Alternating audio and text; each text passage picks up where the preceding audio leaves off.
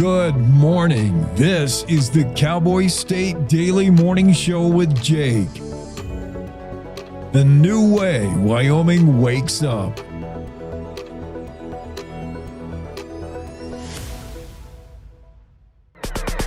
It's time to take a look at what's happening around Wyoming. From the Cowboy State Daily News Center, I'm Mac Watson. The state Senate advanced a bill on Monday that would rescue the Wyoming Business Council by rebuilding the controversial agency. Cowboy State Daily's Claire McFarland reports it would also freeze its work while lawmakers and others reevaluate the council. So there's 3 bills. 2 of them are twins. The twins are kind of a soft freeze. One of those is still moving on the House side. One of those is paused on the Senate side. But what the Senate Minerals Committee advanced Monday was the hard freeze. Stop everything for a year, like no new projects, no expansions, while we evaluate you and see what the heck, what you're all about, right? Wyoming Business Council CEO Josh Durrell voiced optimism on Monday, telling the Senate Minerals Committee that he's excited about the intention, the effort, and the interest into diving deep into what the Business Council does. Former Wyoming lawmakers say someone distributing checks on the House floor was brazen, shocking, and unprecedented. Cowboy State Daily's Zach Sontag reports that one former lawmaker says when it comes to ethics violations, he can't recall anything of this magnitude. I spoke with former Representative Ron Michaeli, Uinta County Republican. He served for 16 years in the legislature, and that was both in the House and the Senate. And when I asked him, have you ever seen any kind of ethics scandal like this before? And his response was instant. He said, I have never in all of my time seen or even heard of something of this magnitude. Rebecca Bextel has said publicly that she was distributing lawful campaign checks on behalf of a Teton County donor, and that she did so in person because she knew she'd be in Cheyenne. I'll be back with more news from the Cowboy State Daily News Center right after this. WYDOT wants to remind you, with weight-based wind restrictions, Wyoming winds can create hazards for all types of vehicles, especially light, high-profile vehicles like box trucks. Know your gross vehicle weight and heed the advisories and closures. This reminder from the Wyoming Department of Transportation.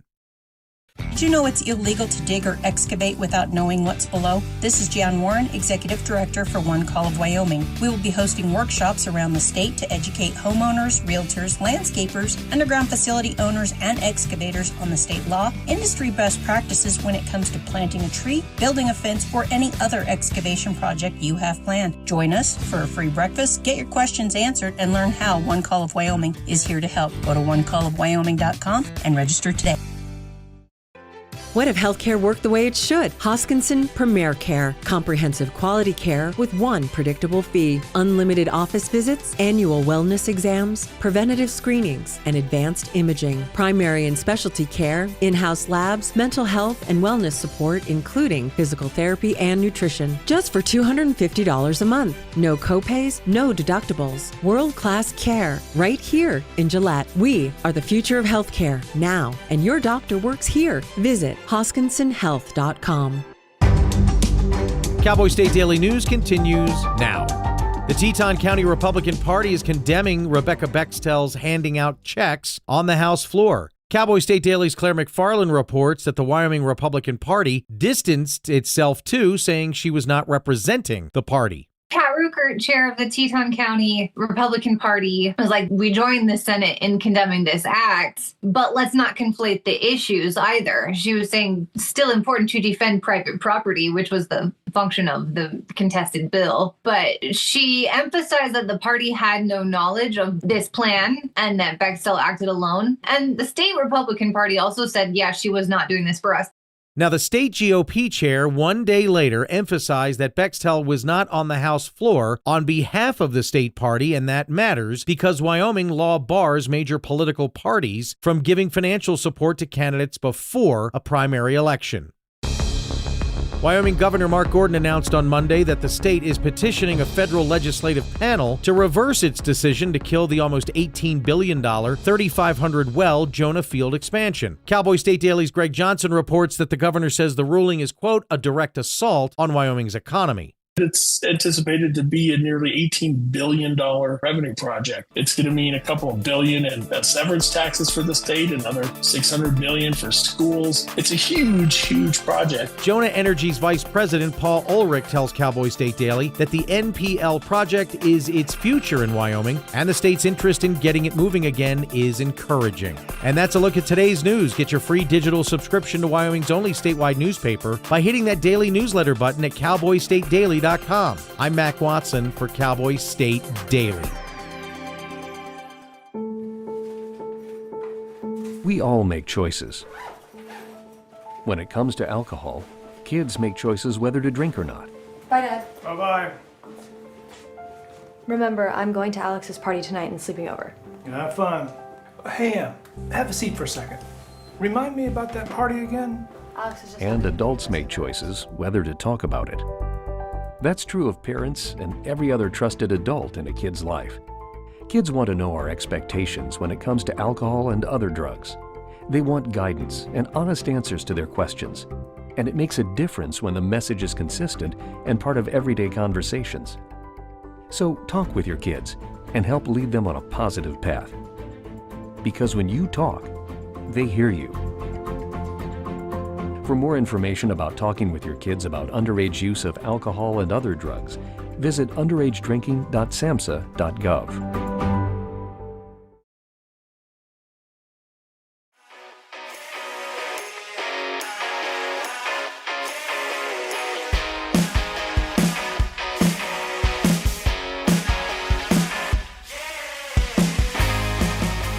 Cowboy State Daily Show for a Tuesday. Jen Coker's here right off the bat, which is good. I like to start the day this way. Good morning, Jake. Good morning. Robert Duvall. Oh, absolutely heartbroken. Yeah. I had a text when I saw that. I had a text with the older people I know on our crew who would be so devastated. And I forgot you. But I was so sad. He was my favorite. Just a class act. I understand he was difficult to work with, but I don't care. Well, probably all the genius actors are. Yeah. Because, I mean, can you imagine like being a, 27-year-old screenwriter on the rise, and you've written the dialogue for this one scene, and Duvall's done like Oscar stuff, and he's like, my character, these guys are so good at, these actors are so good. They're like, my character wouldn't say this, he would do this differently. And you're like, so that guy complains to the director, and the director's like, and he's got to get in between it. And pretty soon you're hard to work with, because even though you're putting out the genius product, like Duvall's like, sorry, I'm making the movie better.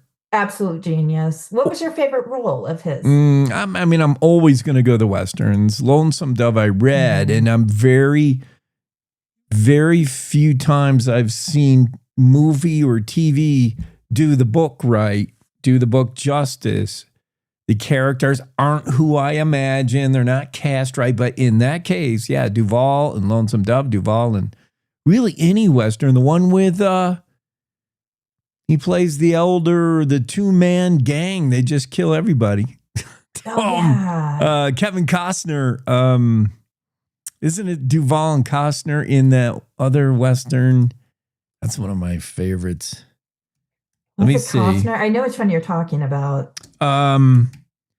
Also, I like Open Range is the one I'm talking about. Oh, yeah. That's really so good. 2003.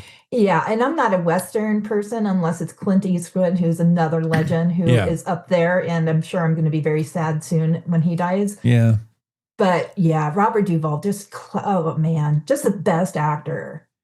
And I want to hear what you like him in, because mine are all boy stuff, like Westerns. And I like when he was the crew chief in the NASCAR movie with Tom Cruise, was the NASCAR driver, and his famous line, rubbing is racing, because that is a line in NASCAR. Like when you race and you're like side by side and you're bumping the other car next to you, and Tom Cruise is like, this guy's like banging into me, rubbing is racing, kid. What did you like? I don't know that one, but I'm with you on Lonesome Dove. Yeah. I just love his character and how the relationship he had with the lovely young prostitute whose name I can't remember either. But it's just his role. That's how I imagined him in real life. It just how kind, absolutely kind, and he was just. That's how I imagined him. I wonder. Oh, sorry. I liked him he was in Space Cowboys too, right? That with the older guys, James Gardner. Oh, wow. Yeah, I think so. Yeah. Space Cowboys. I love that one too. Yeah, I'm sure almost every Hollywood actor, if they achieve a certain age, are tagged with the hard to work with. But it doesn't mean you have like an on-set meltdown where you get the intern who's bringing coffee and you scream because yours doesn't have sugar in it or does. Yeah. Or, I don't think he was that kind of dude. I don't know. I think he was probably took his craft more seriously than maybe others or was better at it. Yeah, I imagine him being very exacting. Like this is, because just the way his movies turned out, his roles were always so solid. So I imagine he was a little bit fussy about getting them right, and rightfully so, because look at the product he created. Yeah. Some get tagged with hard to work with because they go off script, which is sometimes magic and is sometimes like so much is sitting on the cutting room floor and you're the director, like we're way behind because you're just like riffing. But sometimes magic happens, like Christopher Walken, right? Other guys who refuse to learn lines and just kind of ad-libbed it. Sometimes magic, sometimes not. They're probably hard to work with. Yeah, those wild cards would be the hardest. Yeah. Robert Duvall. Jesse Jackson also, the activist. Just hearing that he died, 84 years old. I didn't hear that. Oh. Yeah. Well, I'm up on all the latest. Yes, you are. It's so early.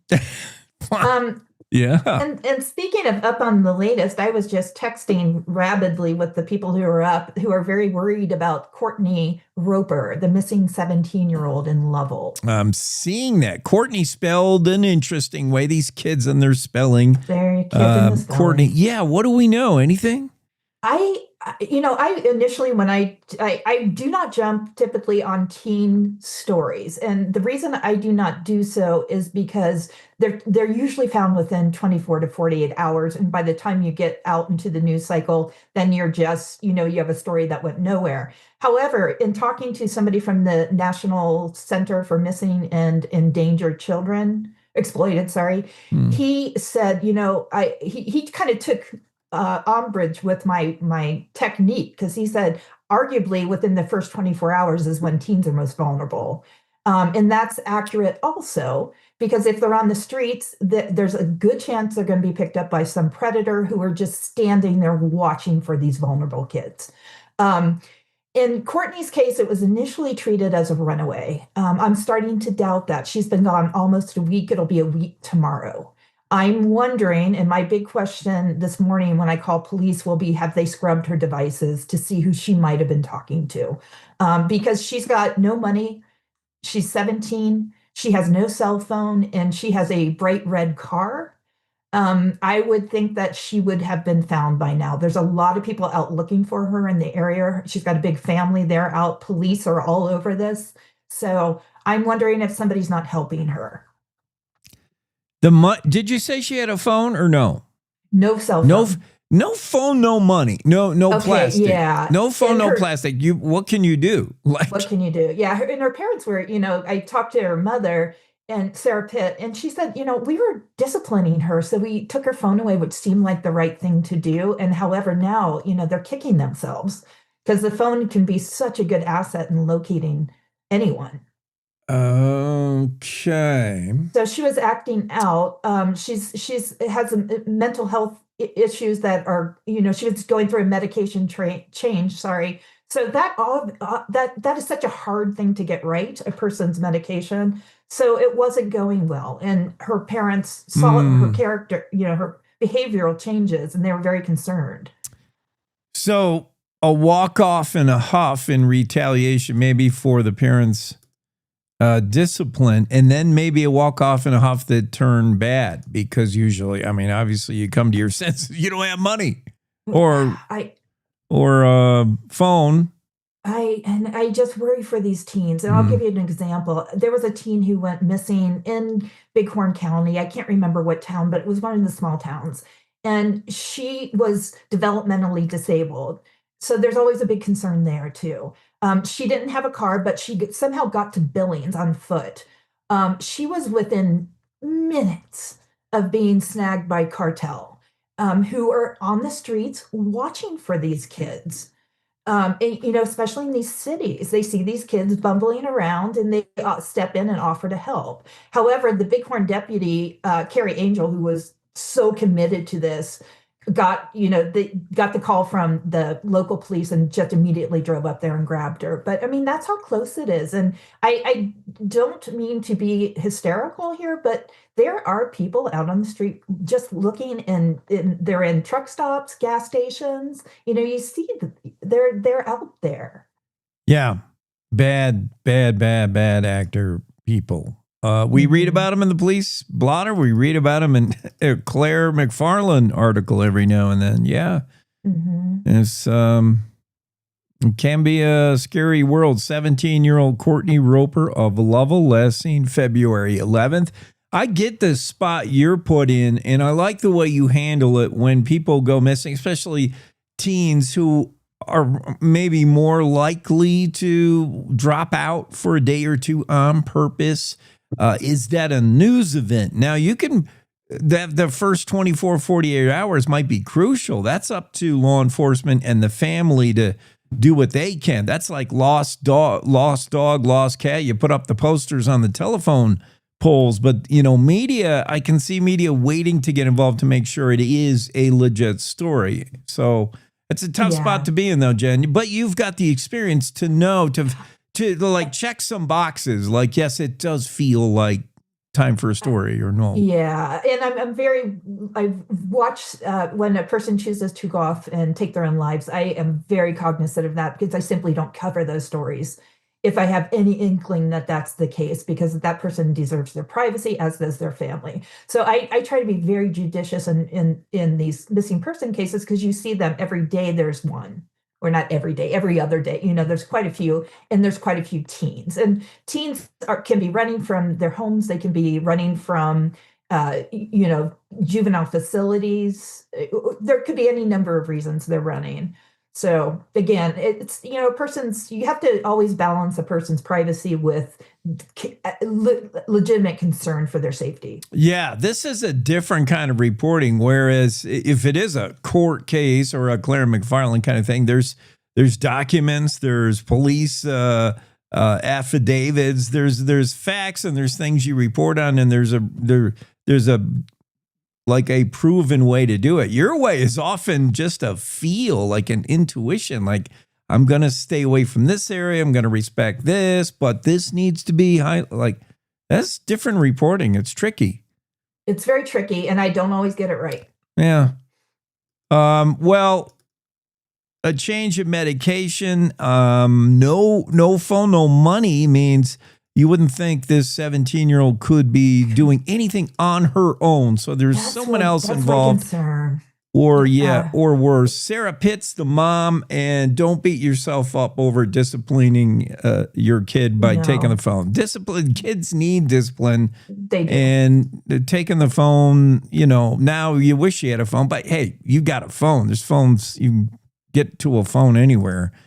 But, on a positive side, there are so many people, kind people, as I demonstrated by my SARS story, who are willing to put in their own time to find these people. And I just heard from Bill Dosey of Find 911. He's like, do you know what's happening? I've got a crew ready to dispatch. So there are so many people out there who are willing to help. And again, I just was on the phone with Stacy Kester of WyoFind, who does poster distribution and other services for her through her nonprofit. But she's already, she's got posters ready to go sent out this morning. So there are a lot of people out there who are going to help look for her. Cowboy State Daily readers, get on the internet, read this one. Parents desperate to find missing Lovell teen, 17-year-old missing for almost a week now. You can help just check out the photos, the car, all that stuff. And if you know anything, if you see something, say something. Yeah. Even if it's the tiniest thing. And speaking to the level police who are all over this also, they're just like anything, any tip, do not hesitate to call it in immediately. Don't wait. From searching for the missing to searching for the lost, maybe. Search and rescue teams cost a lot of money to go out and rescue people. I know Teton County Search and Rescue. I know there's counties have attempted occasionally to implement a policy where you have to pay for your own rescue if you've done something totally dumb. But it's time and money involved in going out and helping people who get out into the backcountry like never before. Mm-hmm. Yeah, there are people who are, get out there and sprain their ankle, break their leg, fall, and, to no fault of their own, like the case of Grant Gardner. I mean, he was very experienced. And he just so happened to take a fall, they believe. So, but there are people, I don't know. I just was absolutely shocked by how much time goes into these searches and absolutely how many resources. And very often these are unpaid volunteers that work for search and rescue. You can imagine the bill if they were being paid for their time. I know. I mean, it's the difference. Look at the Gardner was like, I think it came in at 65,000 actual because of all the volunteer hours, but it would have been 1.74 million after they tallied up all the volunteer hours and all the donated air support. They had pilots coming in and just donating their own, not just time, but fuel and aircraft, which is astounding. So that's the difference and how expensive these things can end up being.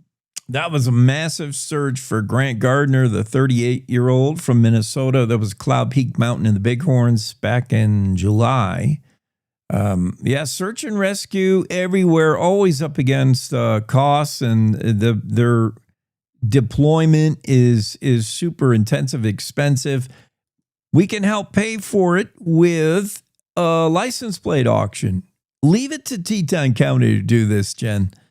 A way to fund search and rescue. And sometimes there's a $1 donation, I think, on your hunting or fishing tag. If you get that, you can say, I'll send $1 to SAR's way. Yeah, do that. Search and rescue.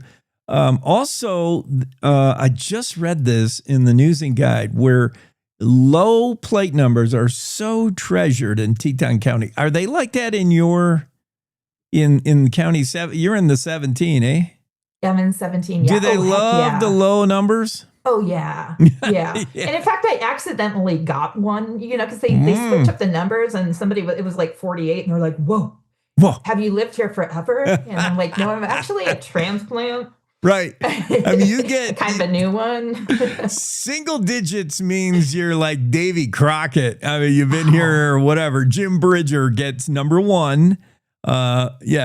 And double digit, you're like 5th generation rancher, and 3 digits, you're still somebody. Yeah, I was cool for that period when I had that plate. Oh, you must have been rock star in total that county. Yeah. So by the time you get to 4 and 5 digits and they start adding letters, you're like, hey, you just got here yesterday. Welcome to Wyoming. Yeah. So low license plates, super treasured in Teton County. So much so that this is genius. The YDOT, along with the county, have come up with the auction. They're auctioning off the first 10 numbers, 1 through 10. They won't hand them out randomly. Normally, it's first come, first serve. You get first in line of the motor vehicle, and you say, I want one of those new search and rescue specialty license plates. They'll say, well, here's number 1. You're the first one here. They're auctioning them off. I can't even imagine what they'll get. I know. I haven't checked because they're currently in auction as we speak. So I haven't checked to see what they're going for. I think that it's toward the end of the month when it closes. It was 2-week period. And they were also doing plate number 100. I don't understand the significance of 100. But don't either. Okay. 307 for the area code. One. In your county. If this is in Teton, 22. So your plate would read, county 22.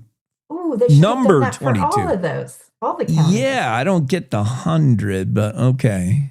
I don't either. What, but anyway, we'll see how much it sells for. Yeah, rodeo specialty plates and search and rescue, and the proceeds, or at least a great portion of them, would go to those causes. That would be cool. Yeah. All right, next time, are you going to be here Thursday? Yes. All right, let's talk about Elon Musk thing. Voting against, the grooming bill. Ooh. Okay, let's do that. Let's save some stuff for Thursday. Sounds good. Okay. I'll see you then. Hopefully we'll have a good conclusion on Courtney Roper. Yeah, that'd be nice. Everybody go read that, see the photo, and let's try to help out. Maybe she's just, hanging out with friends and they're giving her money and she's just, Yeah. If you're harboring her, let's do the right thing and get her home. Yeah, mom's worried. Yes. Thank you. Have a good one. You too. The Cowboy State Daily Show. It's Tuesday, and we got a whole bunch going on. I'll tell you what we're covering today, who our special guests are, and we'll check a weather forecast. We'll do it all right after this. Hey, Wyoming. Ready for news that actually feels like Wyoming? Tune into Cowboy State Daily Radio with heart, humor, and a little Western kick. From ranch roads to mountain peaks. If it's happening here, you'll hear it here. No fluff, no filter, just the real deal. Real voices, real stories, real Wyoming. If it's happening here, you'll hear it here. Cowboy State Daily Radio, Wyoming's news, just the real deal. 100% homegrown. This is the Cowboy State Daily Radio Network.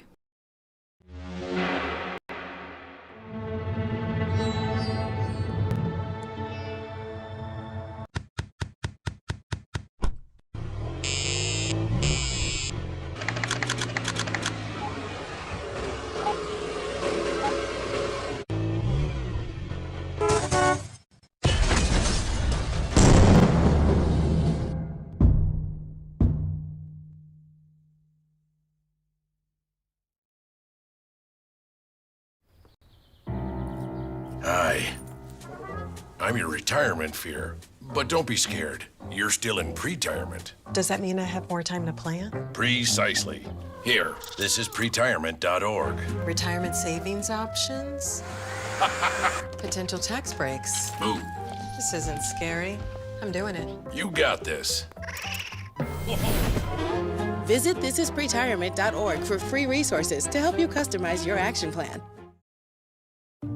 So as a technical sergeant, E6. I served in Vietnam in 1969. I am a U.S. Army veteran. Have you ever helped a fellow veteran? Of course. Yes. Try to always be there for each other. I do my best reaching out to my brothers and sisters in arms. Have you ever asked for help yourself? It's always tough, right? I can't say that I have. If you don't have someone to kind of help you guide those thoughts, it can be really bad. Eventually, you just can't deal with it on your own. I guess it's a part of the military too, right? Service before self. It was drilled in, service before self. And you start to question, maybe people would be better off without me, When you realize that you're not alone, once you take that first step, there's so much support.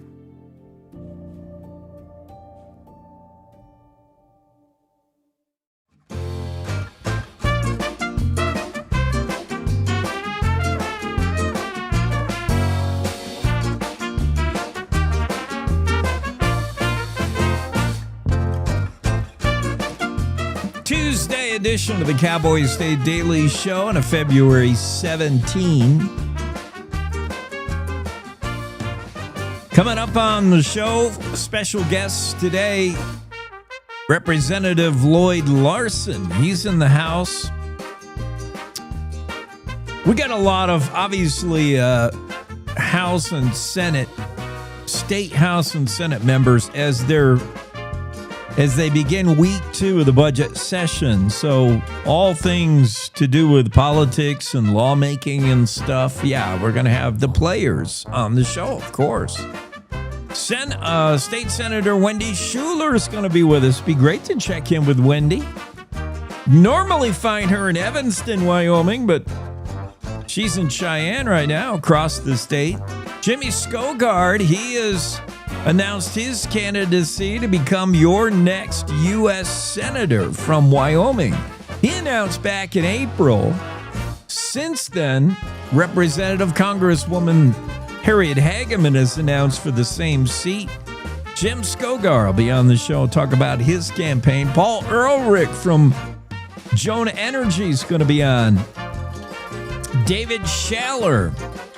David Schuler is the guy who created WolfQuest, the online game where you are the wolf and have to stay alive, survive, kill, eat elk, not get shot by hunters. It's really neat. It's educational and entertaining. Paul Hutton will be here as well. He's an author of a book you must read, The Undiscovered Country, the history about the taming of the West. Paul Hutton will be with us today. So, yeah, a lot of guests, a lot going on. Yeah, it's a Tuesday. Cowboy Kevin Meyer also, and Renee Jean. Here's a weather forecast. Start the day with a little bit of weather and kind of feeling a little winter today. Windy and cooler, some snow. You can feel it start to get going, priming the pump, so to speak. Don Day says there'll be snow in earnest here later. 3 pulses will move through the state from the Pacific beginning now with Pulse 1, Pulse 2 in a couple of days, and we'll finish the week with the 3rd pulse, all bringing moisture. High wind warning in Casper with a chance of rain early in the day. Highs 50, but that wind's going to be howling in Casper as high as 65 miles an hour. Lander, you got wind as well. Maybe a snow flurry in the morning, highs 46. Evanston might see up to 3 inches of snow. In Evanston, it's probably snowing right now. I believe it is. And that snow's going to be blowing around a little bit too, as you're going to be windy in Evanston. Highs near 30. Rock Springs, chance of snow with highs around 40. Windy also. Pinedale, snow likely in the morning. Very windy today in Pinedale, at least for Pinedale. It's normally not terribly windy. Highs near 33. Afton, winter weather advisory up until about 5 this afternoon. Only 2 inches of snow, but it's breezy. Going to be blowing around sideways. DuBois, high wind warning till 5. Snow likely, very windy, 34 the high. Jackson, winter weather advisory until 5. 2 inches of snow and wind. I can hear the wind howling out there. Chance of rain and or snow in Thermopolis, mainly before 2 p.m. Otherwise, a partly sunny afternoon, highs 52. Cody, windy. Slight chance of snow early morning, otherwise highs 48. Buffalo, high wind warning, chance of snow after 11 a.m. Sunny, windy, 51. You got a little bit of everything in Buffalo. High wind warning in Sheridan. Highs 55.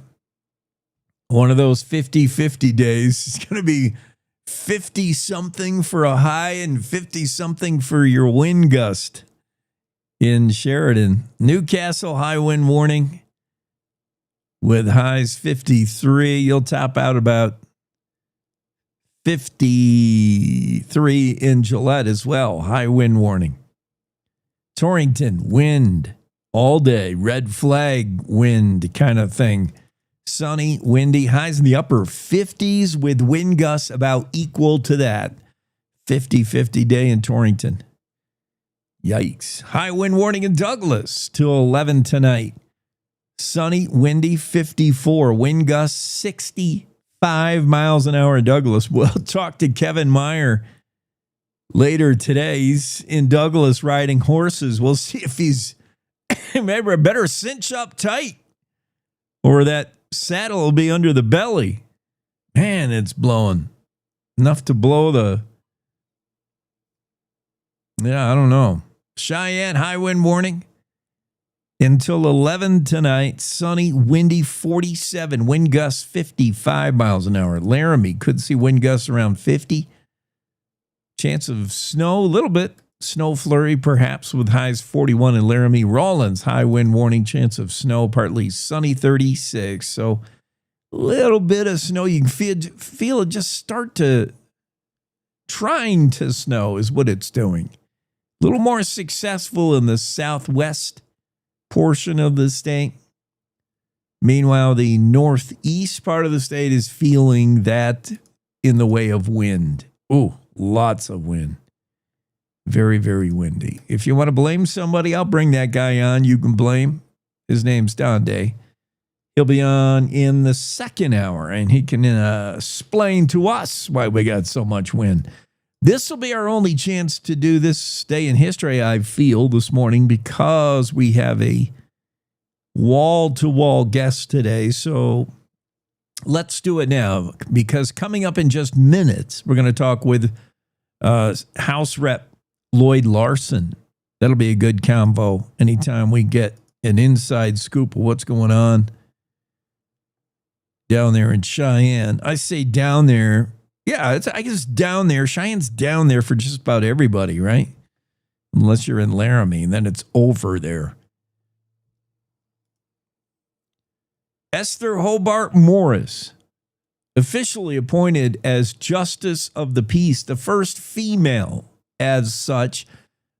Several days prior to this, she was approved for the position, but she was sworn in on this day, 1870. Esther Hobart Morris, Justice of the Peace, with a big old six-shooter. You know it. 1933, this day is the birthday of Craig Thomas, born in Cody. Thomas served as congressman from 1989 to 1995, later senator from Wyoming from 1995 until his death in office in 2007. Long-standing statesman Craig Thomas, one of the best to serve the state. Born this day in 1933 in Cody. Also 1933, this day, the Blaine Act ended prohibition at the federal level.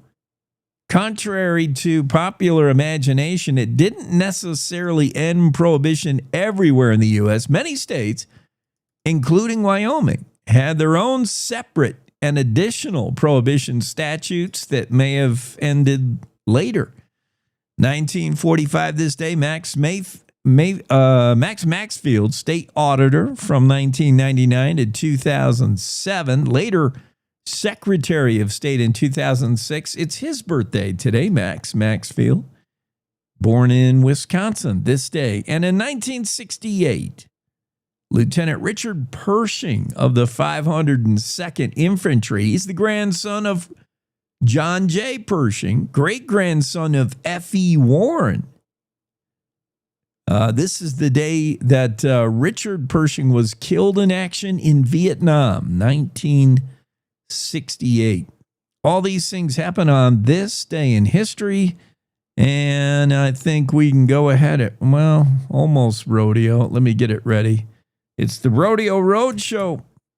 That's courtesy of our friends at the Western Ag Network, and I just need to do some file management, and we'll get that headed your way. Will Rasmussen, what's going on in the rodeo world? Hi, and welcome to the Rodeo Roadshow. I'm Will Rasmussen on the road to Arizona's celebration of the cowboy down in Tucson, Arizona for a couple of weeks. Today, we talked to Rocker Steiner. He's got a documentary out called Hell on Wheels. And I asked Rocker today how that all came about. He's got some good stories, some good answers. We'll have Rocker Steiner, new world champion bareback rider, on the show coming up next. Ranchers, when you're buying bulls, you want the ones that'll work where you do. The Oxbow invites you to their annual bull sale Wednesday, March 4th, 1 o'clock at the ranch in Wolf Creek, Montana. This year selling 75 yearling bulls and 25 rugged 2-year-olds raised in rough, steep country.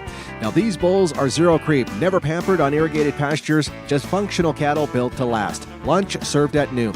For more information and a catalog, visit oxbowranchangus.com. And you can view bulls online and bid online at superiorlivestock.com. Grounded from Helena. is a powerful adjuvant that can take your herbicide application to the next level. It reduces AI loss from UV light and off-target movement while improving deposition and absorption. All to help you unleash precision in every spray application. Spray smarter with Grounded from Helena.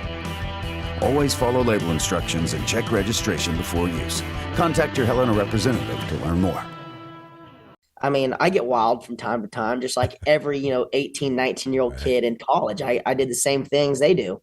I'm just, in front of a lot of people every day and on, the top of my sport. So it was to a bit of an extreme. But they had this misconception of me that I was this guy that, I was part-time, but they didn't understand that I was a different guy, outside of the arena. So I was like, last year at I bet Houston was whenever I kind of had the idea of like, man, I really want people to get to know me. Like, I feel like if people, got to know me, they wouldn't say the things that they're saying. And, you're not going to change everybody's mind about you. And I didn't want anybody to change their mind about me. There's some people that had their mind made up no matter who they got to know. You know what I mean? There's going to be people hate who I am no matter what. But I really just wanted to prove my fans that he is different. So I pitched the idea, a couple years ago. And but it really started, I just wanted to rodeo out of a Prevost bus and take a camera crew and show them how wild I can get and make it like a Motley Crue movie. But then I really got to thinking, I was like, man, whenever I signed the contract, I got to thinking, I was like, man, we should really just make this like, really a story about get to know who I really am. And it seemed like that was the way better option. Rocker Steiner on the Rodeo Road Show. I'm Will Rasmussen on the Western Ag Network. Every morning, America wakes up to reheated outrage and copy-paste commentary. Yeah, I don't follow talking points. I follow common sense. If that hits a nerve, good. It means you're still alive. No spin, no fluff, no kumbaya. Just Jake. Serving up truth, sarcasm, and grit. Stirred by hand and seasoned with reality. I don't yell, I don't pander. I just call it like I see it, and trust me, there's plenty to call. From the capital to the county fair, if it's worth talking about in Wyoming, Jake's already on it. No permission needed, no script required. The West was built by people who spoke their minds and stood their ground. I'm just making sure we don't forget how. The Jake Show. Weekdays on CowboyStateDaily.com and wherever bold voices still have a mic. No apologies, no filter, no bull. You're listening to the Cowboy State Daily Radio Network. Emma, did you hear? Todd's in the hospital. Who's Todd? He got a collapsed lung from vaping. He thought it was cool. Not cool. Promise you won't vape, Emma. It can lead to a lifelong addiction, and we can't be friends if your lungs collapse. Bogus. Wacky sitcom teens aren't the best people to talk to your kid about vaping. Hey, you got a minute? You are. Start the conversation with your child about vaping today.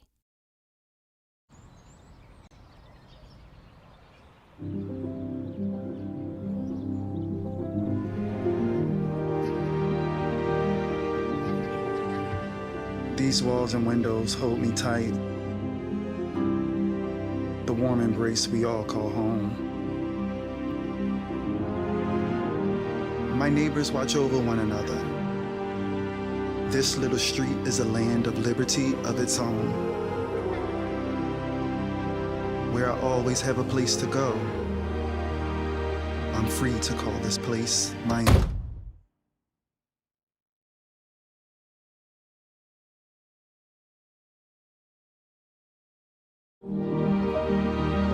We all deserve a place to call home. That's an American dream.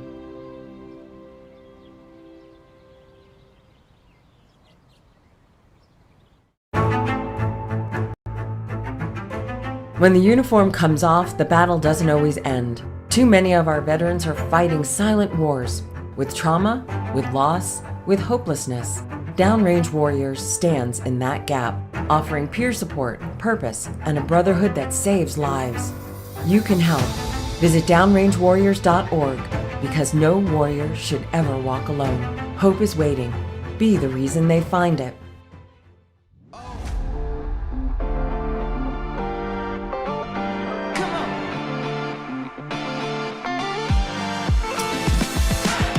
Yeah, hey, Cowboy State Daily Show, Tuesday morning.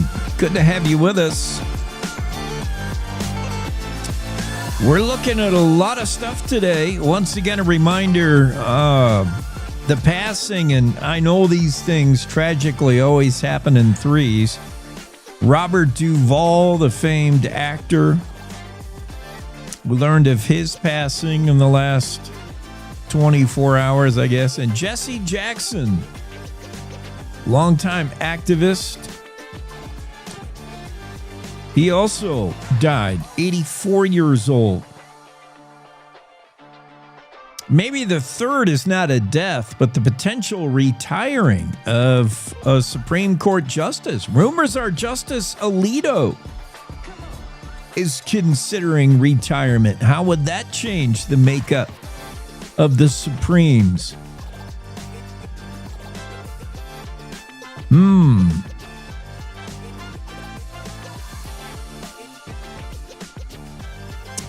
Waiting in the Zoom room for Representative Lloyd Larsen, straight out of Lander, where it's probably blowing pretty good, but he's not in Lander, actually. He should be in Cheyenne. I'm hoping he's in Cheyenne, down there making laws. You would think, as today marks, if you count, I don't know if you count the last Monday as the official first day of business. I guess mostly it's, Monday was just opening. You do a big long roll call. You hear the state of the state from the governor. We heard from Justice Lynn Baumgarten of the state Supreme Court. Heard a lot of speechifying on that Monday. I don't know how much actual lawmaking we got done on Monday. And then we had the great check scandal, the great check gate, which closed that first day session. So it was definitely full of excitement. Day one of the budget session had a lot going on. Speeches, orating from the dais, and then the end of the day, handing out of checks. And then we got down to business Tuesday when a whole bunch of bills died for lack of 2/3, lack of even introduction. And today, now Tuesday, we're officially a week in, a little over a week in. And already seeing stuff. If you're reading the Cowboy State Daily, you know what's going on. We saw one proposed piece of legislation and how to deal with a business council. Remember last time business council was being mentioned by lawmakers, it was the Appropriations Committee voting 9-3 to not only defund the agency, but to eliminate it. Now, what is the wishes of the two chambers? That the Senate voted that they voted against or appealed and enacted to get rid of the business council. So the Senate wants to talk about it. The House, meanwhile, you would think would have enough numbers to vote to defund or eliminate the business council. So a Senate committee has advanced a third option, which is to put everything on hold, just freeze the Wyoming Business Council for now, for I think 1 year. Claire McFarland, David Madison have that story. The state Senate advanced a bill Monday that would rescue the Business Council by rebuilding the controversial agency. Business Council has been maligned in the past, mostly the distant past. Not necessarily too many swings and misses lately, but has it become bloated, Certainly the Freedom Caucus wants to know that. How many people do you employ? What are they getting paid? What is the funding? Do you need that much? Should the Business Council be involved in matters of the economy, the state economy, in business, in attracting business here? Isn't that the work of business? Should that be the work of government? That's an issue for Freedom Caucus and others in the House that were sitting on the Appropriations Committee that felt that maybe elimination of the Business Council was the way to go. Now option 3, the upper house, the upper chamber, the Senate has advanced a bill that would just say, why don't we press pause on the whole Business Council and take a look at everything they do, both the success, the not success, and just shake it down top to bottom. So, yeah, I'll be interested to see where that goes, where all of this goes, as we welcome in Senator Lloyd Larsen. Senator, right? No, Representative Lloyd Larsen. HD 54 since 2013. How's everything this morning? Good morning. Can you hear me okay? Yes, I hear you fine. Had to get sorry for being late. No problem. We still have time before we hit the top of the hour. House Member Larsen's with us, representing HD 54 since 2013. Let's begin with, I know you noticed this. I saw definitely on your socials. I was reading the website. This nature of politics today and the attack and the mailers, that we are just always on the attack when it comes to political. Let's have more facts and less attack. I'm all for that. This feels like another one of those, disgusting things about politics, like the attacking nature of it. The whole check scandal. Checks, doled out on the House floor day one last Monday. It's obviously a bad look, bad optics. What do you think, Representative Larsen? Ever seen anything like it? How did it feel to you when you heard about it, saw it, read it? I think I think you're right. The optics were very bad, and they just got worse the more information come to us. My first initial blush was, okay, a mistake, should never have done it. That the individual that was handing out the checks surely had to understand, in my mind, at least, surely you wouldn't do that, hand those out on the House of the floor. But it was only to one or two people. Well, we find out that, the intent was to hand them out to a much broader group, and it comes on the day after a bill that she had strongly been pushing had been voted on. Just not the way you check the boxes in getting stuff done. It's really, I feel bad for all of those involved, because it's going to be hard to sidestep that, or even with the very, and I'm sure they will, very honest explanation of why it just does not look good. It shouldn't have happened. Yeah, it's a bad look, a black eye to the whole process, and a stain on the People's House, on the Capitol, certainly. And then, it could even, rise to the level of whether it's legal or not, or unconstitutional. Certainly, Sheriff Brian Kozak's looking into it. A 7-person panel task force is looking into the ethics of it. But it is risen from that's wrong time and place to scandalous, and it's all we're talking about, and it's detracting from the work of representatives and senators in Cheyenne, unfortunately. Well, it is distracting, but I think it's also important to remember that the legislative panel is to determine whether it was if anything went wrong. I think we have a tendency to just automatically assume that it's wrong. They're going to find something and do that. That's the reason for the panel. Let's look at this, and it might identify that we have a gap in our rules that we need to fix. That had the rule been in place, maybe nothing would have happened. You see the Senate implemented a rule quite quickly to prohibit that in the future, and maybe that'll be the outcome. So I think we want to be careful not to prejudge what the outcome of the panel will be, other than I think you have to look at it and make a determination if there was intentional wrongdoing, and if there is wrongdoing, is anything that was done there in violation of law? Is anything that was done there in violation of rule? And if nothing violated law or nothing violated rule, then maybe we adopt new rules.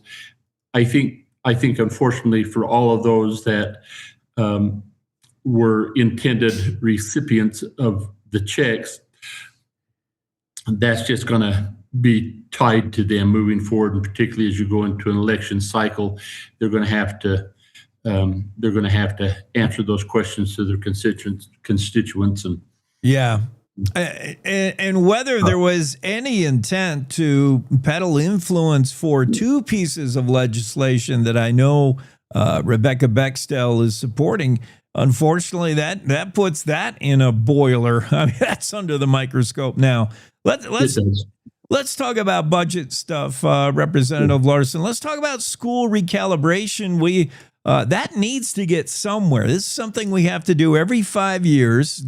First swing at this really stalled out, but Senator Chris Rothfuss maybe has a compromise. Where do you feel on school recalibration? Can we get it done? Well, possibly. And so we've done recalibration. They're working on it. They've made some significant recommendations to the model that they would like to see pass. I think the stall on the House was that we got the recommendations, we got the bill back to the school districts just very shortly before the legislative session convened. The school districts, so I live in Fremont County, which has 8 school districts, and when I met with their superintendents the Friday before I come down, they told me that they understand their budget. They have to, and they understand the federal dollars, the state dollars, how all of that comes in. And as they looked at the recalibration numbers, they couldn't get the math to add up. Not now, who's wrong? Is it their math? Whose math is it? But the changes in the model came so quickly before that they were not able to get comfortable with the numbers and how it impacted their respective districts. We couldn't get that resolved, and I think it's incumbent upon us to make sure that the stakeholders, the school districts, are comfortable with how the numbers play out with the changes. And if we can't do that, I think it's problematic for us as legislators to say, it'll be okay, we'll get this, you just have to trust us, it'll be okay. And so I think that's the hesitation, at least for me on the House side, is the recalibration committee, our staff at LSO, everybody, the consultants need to make sure that the school districts are in agreement on how the numbers play out for the respective districts. And if they can't do that, then we need to push pause. They've got to understand, they have to be able to say, yes, this is how it works. Doesn't mean they have to agree with what we've done, but they have to be able to understand how we got to the point where the legislation's at. So if we can get that fixed, and if we can kind of get that done on the House side, if not, we could pass an ECA for this year. We've got to fund education. We could do an external cost adjustment, bumping that up, and we could continue to work on that. This recalibration committee is already scheduled to meet during this next interim. So there'd be no foul there. People say, are very concerned that the sky might fall around and the courts would come in and really get nasty. But I think we're making a really sincere effort to get this done. I think the calibration committee has tried to do their job. It was hard to get all the information put together in the time that they had, so that's where I think we're at on recalibration. One last thing, we're up against time here. You were a longtime appropriator, one-time House Vice Chair of the Appropriations Committee, so you know how that committee works. Appropriations heading into the budget session was a big headline, definitely when it came to cuts to the University of Wyoming. Do you agree with those cuts, the way they're happening, the way they're targeted? What are your thoughts on that? A simple answer, no, I don't agree with the way they're targeted. I think it was retaliatory. I think the exception request that the university requested, that's fair. We can have that conversation. But to cut the $40 million out of their block grant and then to select a couple of colleges that then are exempt, then you put a greater burden or greater cuts on all of the other colleges, and without understanding why. No, that was a flaw in this budget, is a big flaw, similar to the defunding the business council. The business council has to comply with the regulations that the policy that the legislature adopted. And if we need to adjust that, then we can adjust that. But to just defund them and make it go away, I think is a flawed approach. And then who fills that gap? Yeah.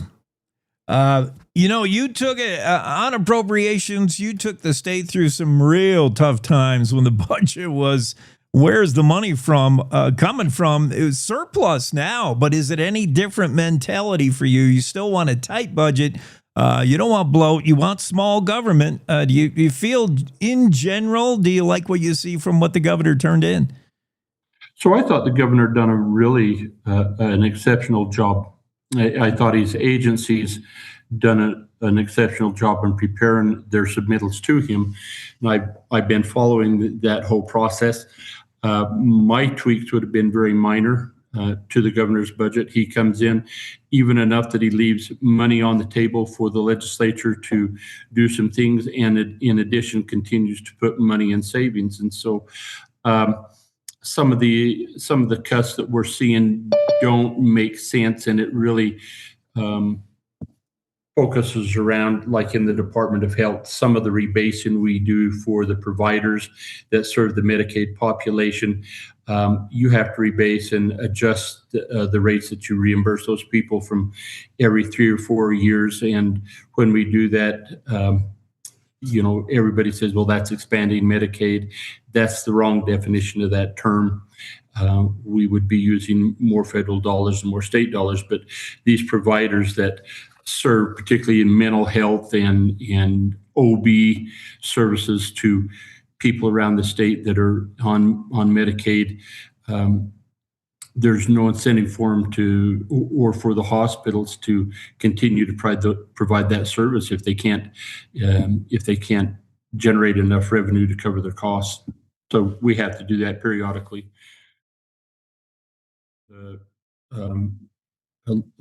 Community choice waivers that allows people to stay in their home when they're eligible to go into nursing home care.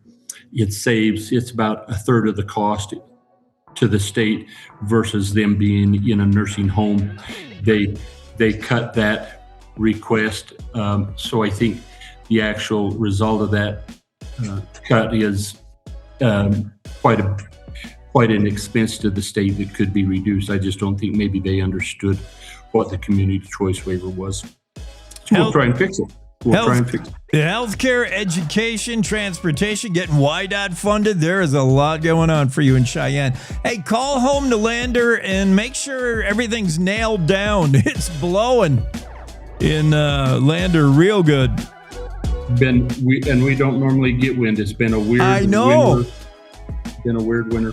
All right. Well, thank you so much for making time for us. Yeah, thank you. Cowboy State Daily, time for news.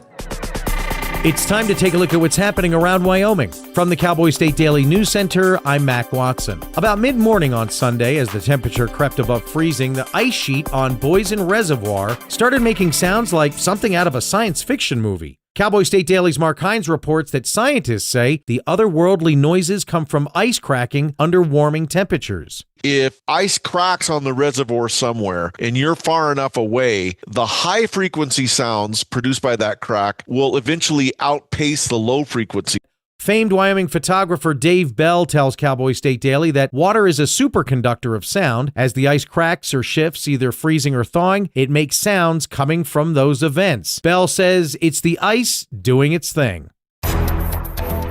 U.S. Senator Cynthia Lummis told the Wyoming Senate on Monday that Kraken, the cryptocurrency exchange that moved its global headquarters to Cheyenne last year, will sponsor Trump $1,000 accounts for every child born in Wyoming in 2026. Cowboy State Daily's David Madison reports that Lummis described the Trump account sponsorship as Kraken rewarding Wyoming for its leadership. They love the regulatory and legal environment in Wyoming and leaders like Lummis, who has really gone out of her way to facilitate businesses like Kraken. Kraken is a nearly $3 billion cryptocurrency exchange and was Wyoming's first special purpose depository institution.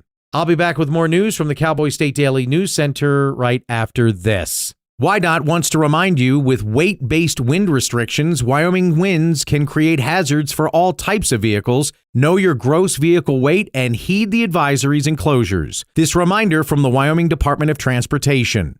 Do you know it's illegal to dig or excavate without knowing what's below? This is Jan Warren, Executive Director for One Call of Wyoming. We will be hosting workshops around the state to educate homeowners, realtors, landscapers, underground facility owners, and excavators on the state law, industry best practices when it comes to planting a tree, building a fence, or any other excavation project you have planned. Join us for a free breakfast, get your questions answered, and learn how One Call of Wyoming is here to help. Go to onecallofwyoming.com and register today. At Hoskinson Health Advanced Imaging, an imaging experience that's accurate and, above all, human. Built around the most advanced diagnostic technology in Wyoming, we deliver fast, clear, and reliable answers. No physician referral is required for an appointment. Most insurance is accepted. Competitive cash pricing and personalized insurance assistance. Hoskinson Health Advanced Imaging. We are the future of healthcare now, and your doctor works here. Visit hoskinsonhealth.com. Cowboy State Daily News continues now. The future of Wyoming's NCAR's supercomputer is uncertain after the National Science Foundation announced plans to shift operations to a third party. Cowboy State Daily's Renee Jean reports this leaves state and university leaders seeking to preserve its local role. The Trump administration had said that they were going to unravel NCAR, basically do away with it because it's a source of climate alarmism and they don't want to deal with that anymore. What I was able to determine is there are discussions ongoing about the fate of the building. The mayor of Cheyenne, Patrick Collins, told me he's aware of these discussions going on. Basically, they are trying to keep that center open, keep it here. Among its many accomplishments, NCAR was instrumental in solving unexplained weather events that caused multiple airplane crashes in the 1980s. First responders saved a young driver after he hit a cow on a dark Sheridan County road on Friday night. Cowboy State Daily's Andrew Rossi reports that emergency personnel are crediting an app which sent an emergency alert to the driver's parents and first responders. That was the Life 360 app, which apparently is used by a lot of families. It's an app that families can subscribe to that provides location tracking and emergency alerts in the event that somebody's injured in a car accident. And that's what happened in this case. The notification that first responders got didn't come from the traditional 911 call. It was an emergency notification sent from the app to another phone in an area where service is kind of hit and miss. It's a great layer of protection in the event you are in a remote area and something like this does happen to you. Your phone.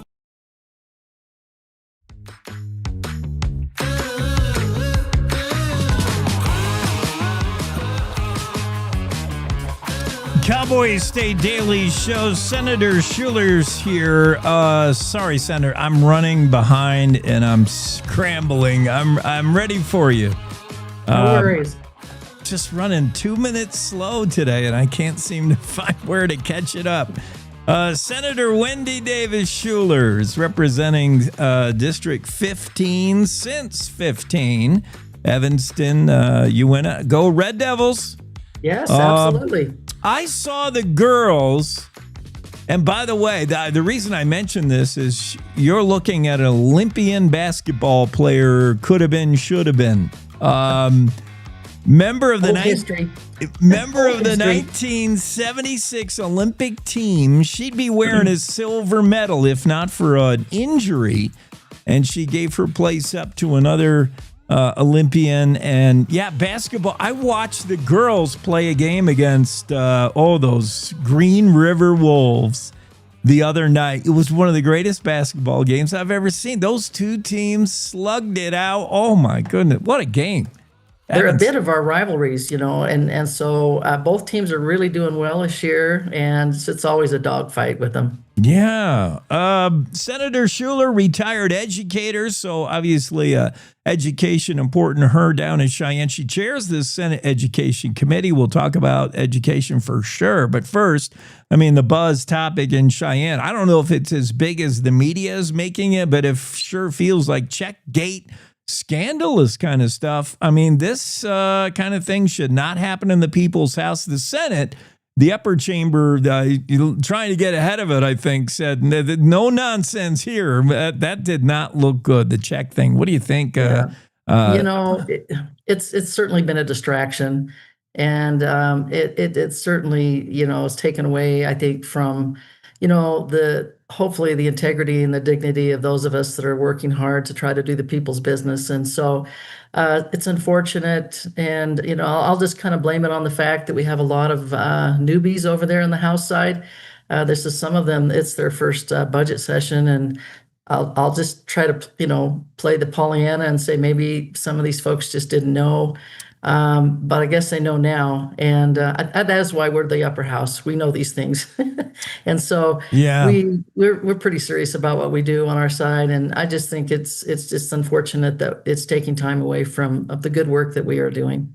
It is distracting, and when you're talking about the House, yes, there's a lot of new lawmakers now. You all, as new House members, as new electeds, you all get LSO. You get the whole. What do you call it? Boot camp, or you're told what's right, what's wrong. Here's how you conduct yourselves. Here's put on your suit and tie, and this is how we do things. But yeah, maybe something like this. Just come out of left field. We've never seen something like this before. Even if you're a lawmaker who accepted a check for a second, you got to be wondering what is this? What's going on? This doesn't feel right. Yeah, it certainly. I'm sure that I think the person who was giving out the checks. I'm going to, of course, put most of the blame there because it just was wrong on every facet that I can think of. And so I'm glad it was called out, because we need to put a halt to those kinds of things and let people know out there in Wyoming that we really are here to do good things for our people and to focus on the important things. And like I said, it's been a real distraction, and it's unfortunate because, and particularly over there, but even in the Senate, they're crafting a new rule over there just to make sure that that's in place and that everybody understands and knows that.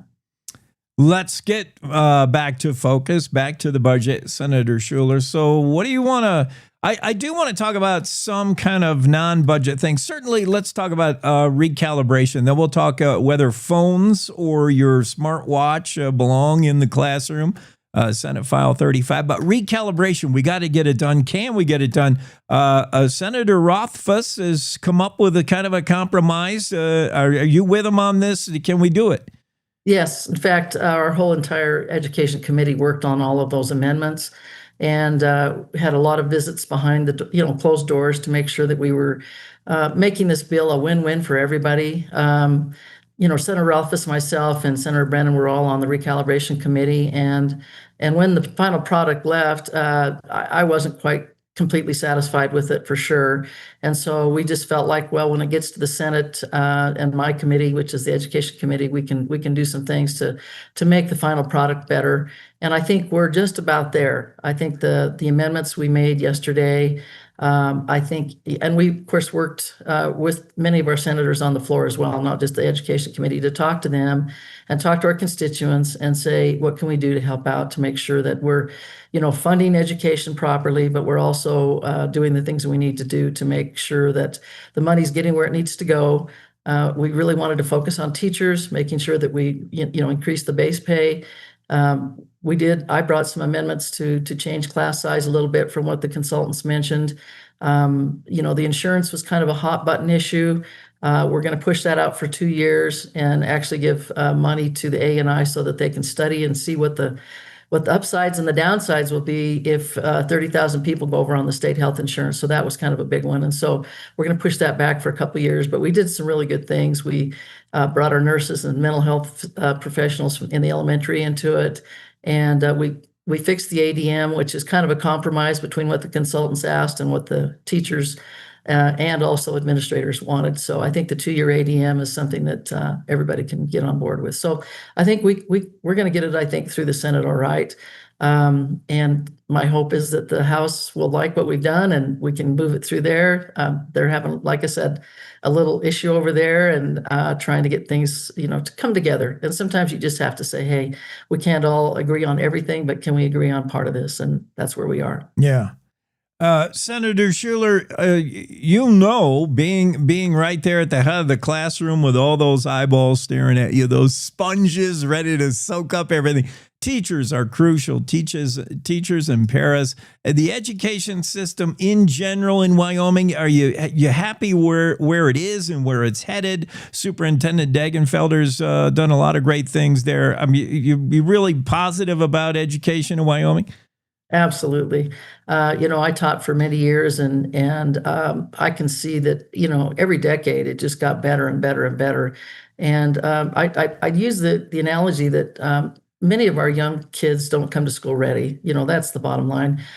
We have a lot of families that are, single parent families and issues where kids just aren't quite ready for school. But the amazing thing that our little elementary school teachers do to get them ready, and then by 4th grade, our Wyoming kids are in the top 5 in the nation in reading and math. And how do you do that unless you've got great teachers and also parental support as well? But, that says it all. And then we also have the #1 scores in the nation for ACT scores for all the states that require the ACT at the junior level, and we do. And so I think our schools do great. And I get a little cranky when there's once in a while we'll get a legislator stand up and say, we're not getting our bang for our buck. And I disagree. We really are getting our bang for our buck. We're putting the money where it needs to go. And I think our teachers are doing an outstanding job. All that investment in these kids, and then they get to high school with their phones and it all falls apart because they're staring at their screens, man. Senate File 35. We got to take the phones out of the school. Yes. In fact, I brought a bill last year to just ban the phones during instructional time. And I didn't get it through the Senate, which is the first bill that I've never gotten through the Senate. I was a little disappointed. And I think a lot of it's because a lot of our legislators just haven't been in the schools enough lately to see what kind of distraction the cell phones are. And all I did was wanted to ban it during instructional time and let each school do their own thing in terms if they wanted to go bell to bell or allow it during lunch or before school or whatever. And they didn't like the bill. So I brought back a kind of a watered down Pollyanna version. And what it basically just says is that every school district has got to come up with a policy, and the policy can be theirs, but they've got to get it, vetted and bring it out into the public, get their school board members on board, and make sure that then once they get that policy, it goes to the State Department of Education. Yeah, at least, it puts the decision into the hands of what is most local. We always hear about that. Government closest to the students is best. That's the supervisors of these districts. Let's talk about some exciting things happening in Uinta, beginning with Prometheus. This idea, this huge data center, it's going to operate. I really like everything I hear out of Trenton Thornock. Do you like that? He wants to train. It sounds like he wants to do things the right way. Train and hire from within. Do things that are good for Uinta County. I'm excited about this data center. Yeah, I've met Trenton, and he's an amazing guy. I'm just tickled that there's a hometown guy he's got a ranch outside of town, and this is basically where he wants to put the data center. And the interesting thing is, I don't know all the ins and outs yet, but he wants to be able to recycle the water that is on his own place. And I think even more interesting is the fact that he's going to use power from there's actually two big pipelines that go out there near his place, and he's going to use power from natural gas, which is kind of interesting. And like I said, everything that I've seen and read about the project, it just seems like it's needed, and he's doing it the right way. You said it best. And like I said, I've met him a couple times, and I just think he's very innovative. And it's just pretty exciting to have somebody from Wyoming that is looking to do the right thing and still help us out with our power grid and with all our needs with AI. And I mean, I don't know that we're ever going to have enough power with the way things are going with data centers and needing all that energy, but he's doing it right. Well, I appreciate you taking time, making time for us. Senator Wendy Davis Schuler, Senate District 15. She's in Uintah County in Evanston. Well, right now you're in Cheyenne, but getting some snow back home, we hear. Thank you for everything you're doing in Cheyenne. Sure appreciate it. Go Big Red. Go Red Devils. Thank you. All right. Great talking to you. Cowboy State Daily Show. We got Don Day with weather next. Winter is here. Wind chills below zero, ice and snow. Oh, and the drifts. Oh, you know what it's like. But guess what? Cowboy State Daily has you covered with the most accurate and reliable forecast with meteorologist Don Day. So you know what to expect. You know the saying, if you don't like the weather in Wyoming, just wait 5 minutes. It will change. But you don't have to keep checking the skies or an app on your phone to see if it's going to rain or snow. So make sure you're getting your forecast from Cowboy State Daily's Don Day. Every day. This is the Cowboy State Daily Radio Network.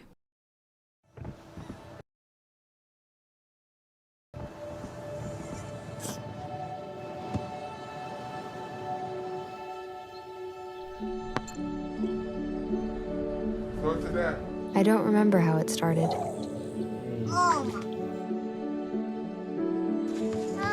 Our back and forth.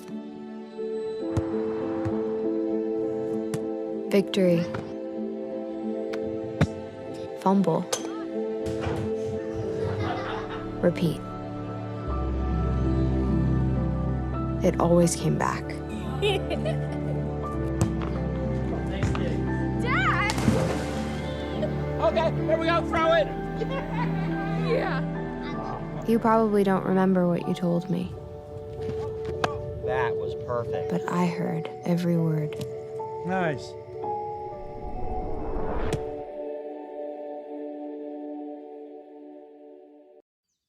Jason, let's go see your room.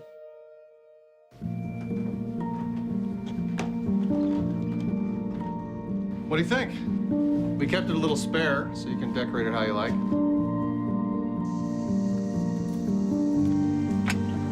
Dinner! Go? Excellent. Soccer is fun. Yeah, I saw you guys out there. We're the family. Yeah! Oh, I thought you were on my team.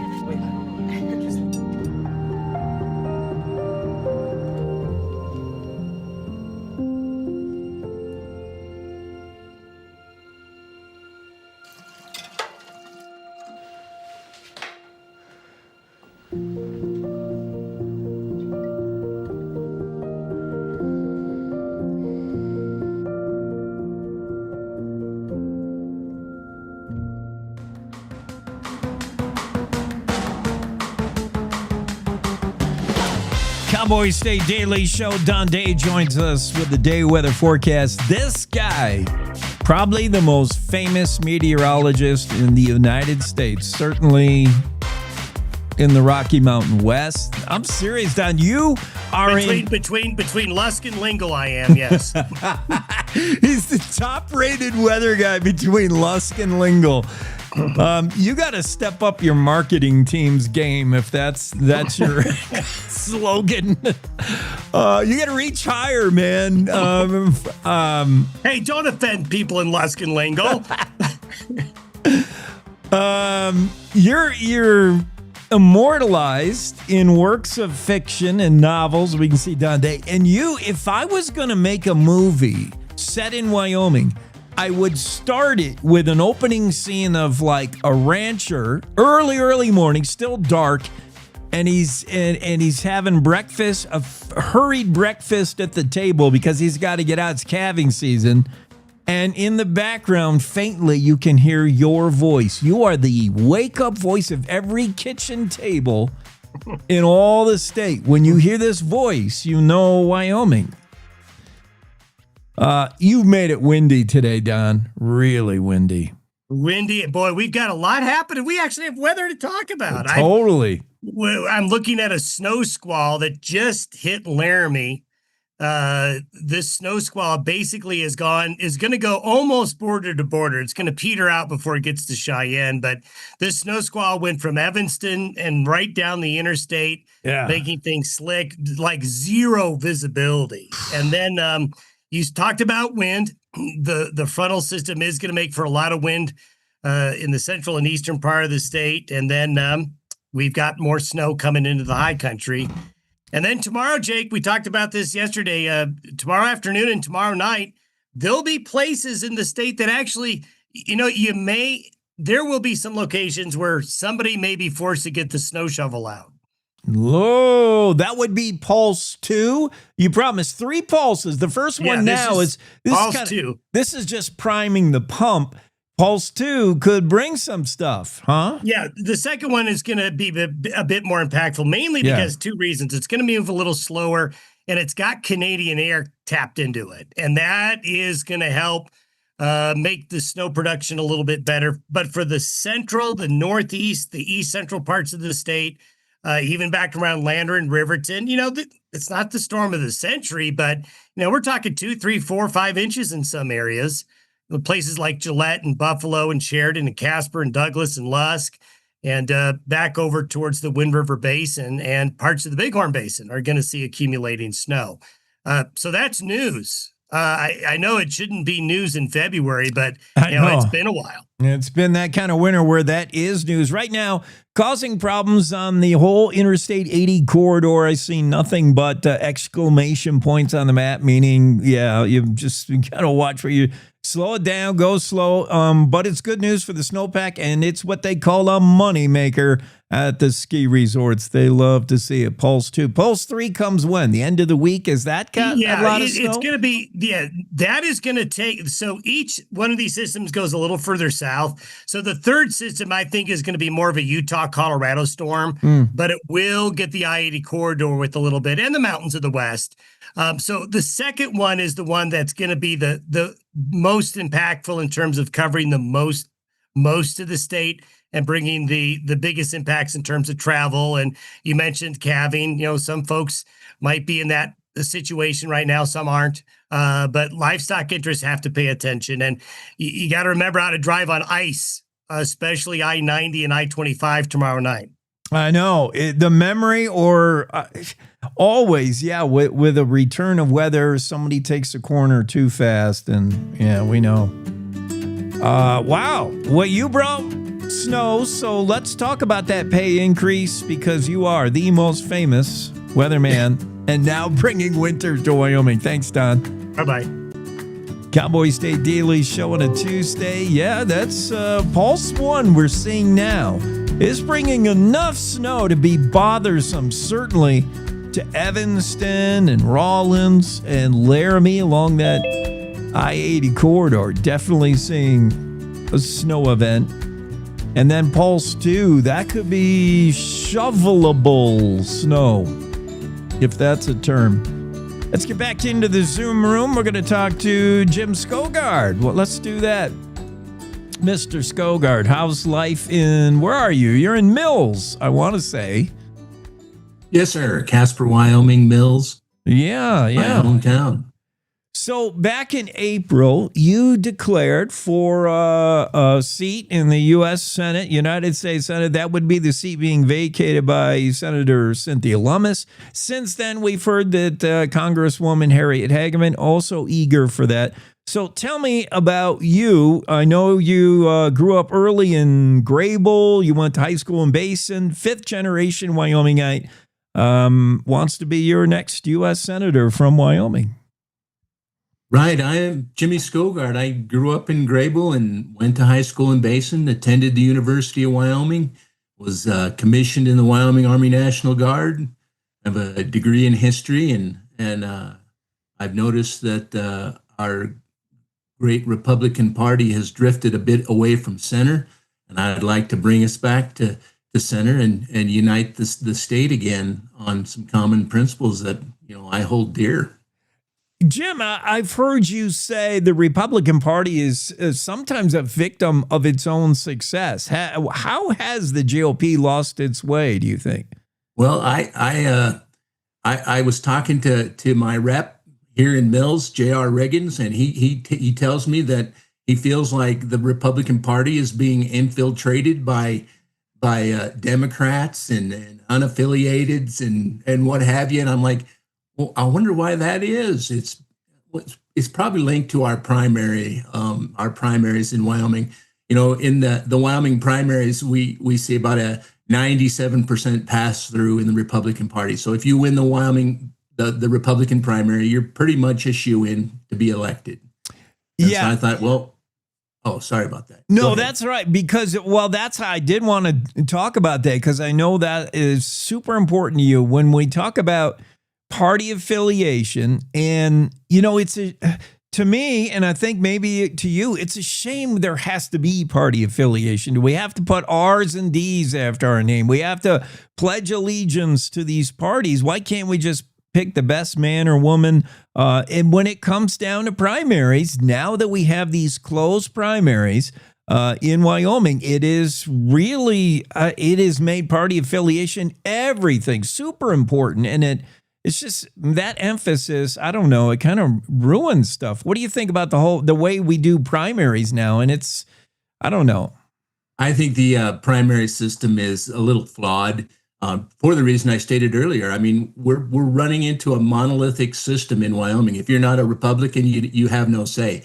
So I started a challenge. I filed pro se in district court in Natrona County back in August. And, we're in the standing phase, and in standing, I don't know, we don't need to go into detail, but the lawsuit basically says that we need to open up the primaries and let folks affiliate the way they want to affiliate. We don't need to force everybody into becoming a Republican. If they don't feel like they're a Republican and they feel like I'm unaffiliated, like my uncle and my wife, they're unaffiliated, and yet they're not going to be allowed to vote for me unless they choose, to affiliate as a Republican. And of course, the state argues that, well, they certainly can choose that. I mean, that's not stopping them. But, at the same time, the Supreme Court's already ruled that the right to affiliate presupposes the right not to affiliate. So, I mean, what are we looking at here? Do I have standing? I don't know. I'm not an attorney, but I look at it like this. I represent a few folks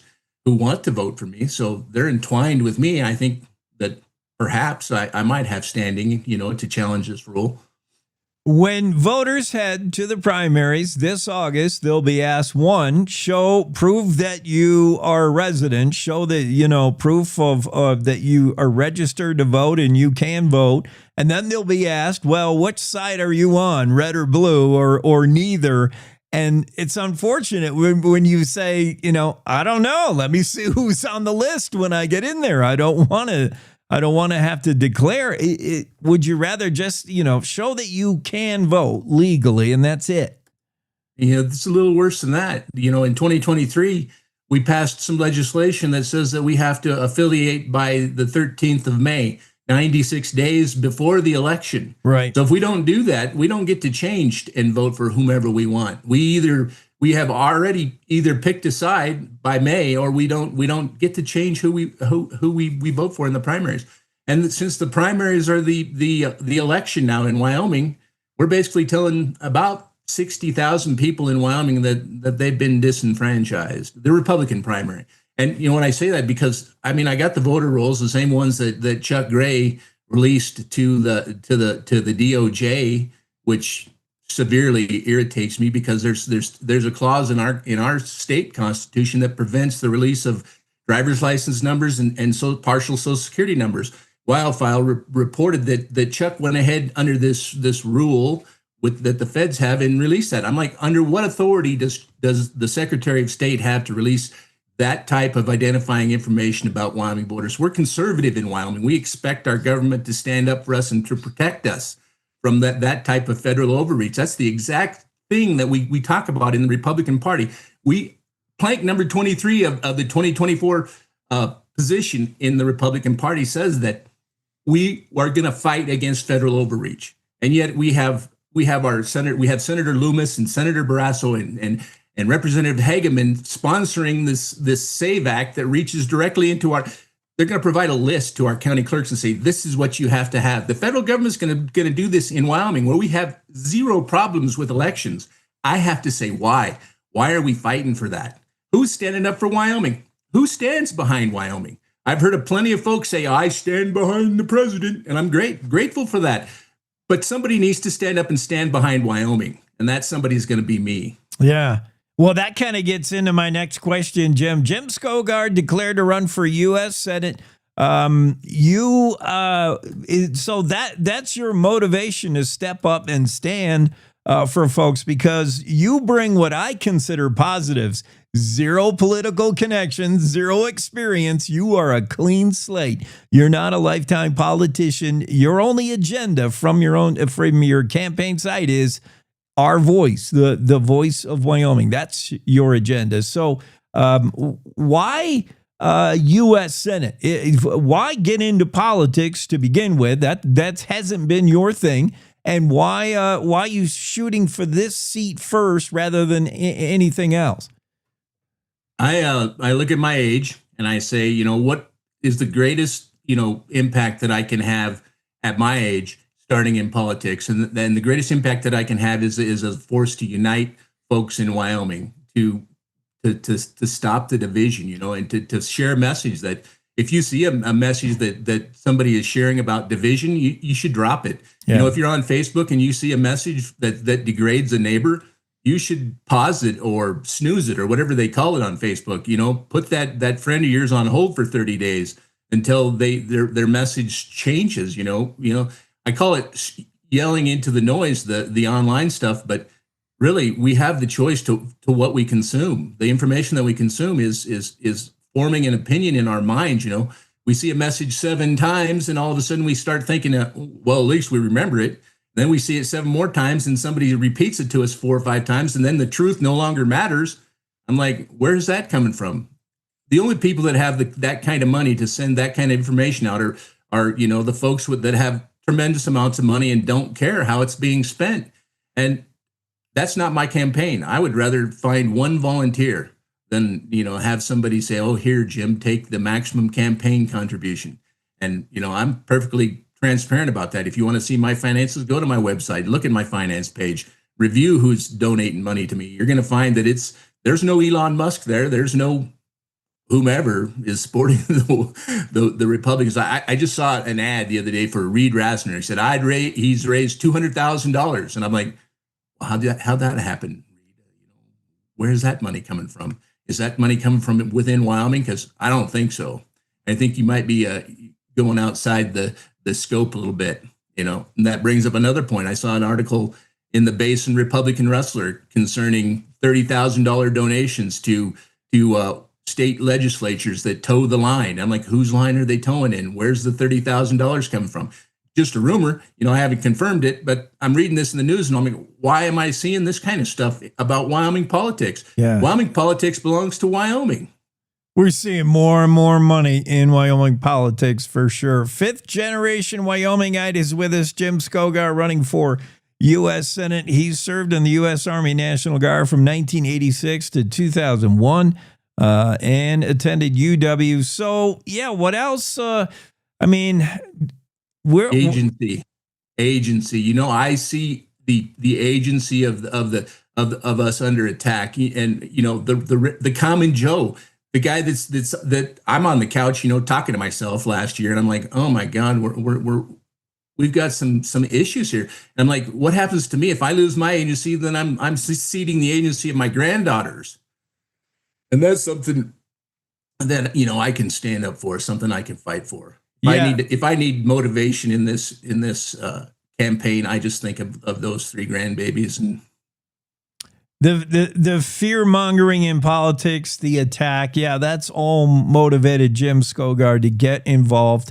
It's partially our fault, like you said, online when we see all this stuff. is simply not good enough to read it and say, well, at least I'm not taking part in creating the noise.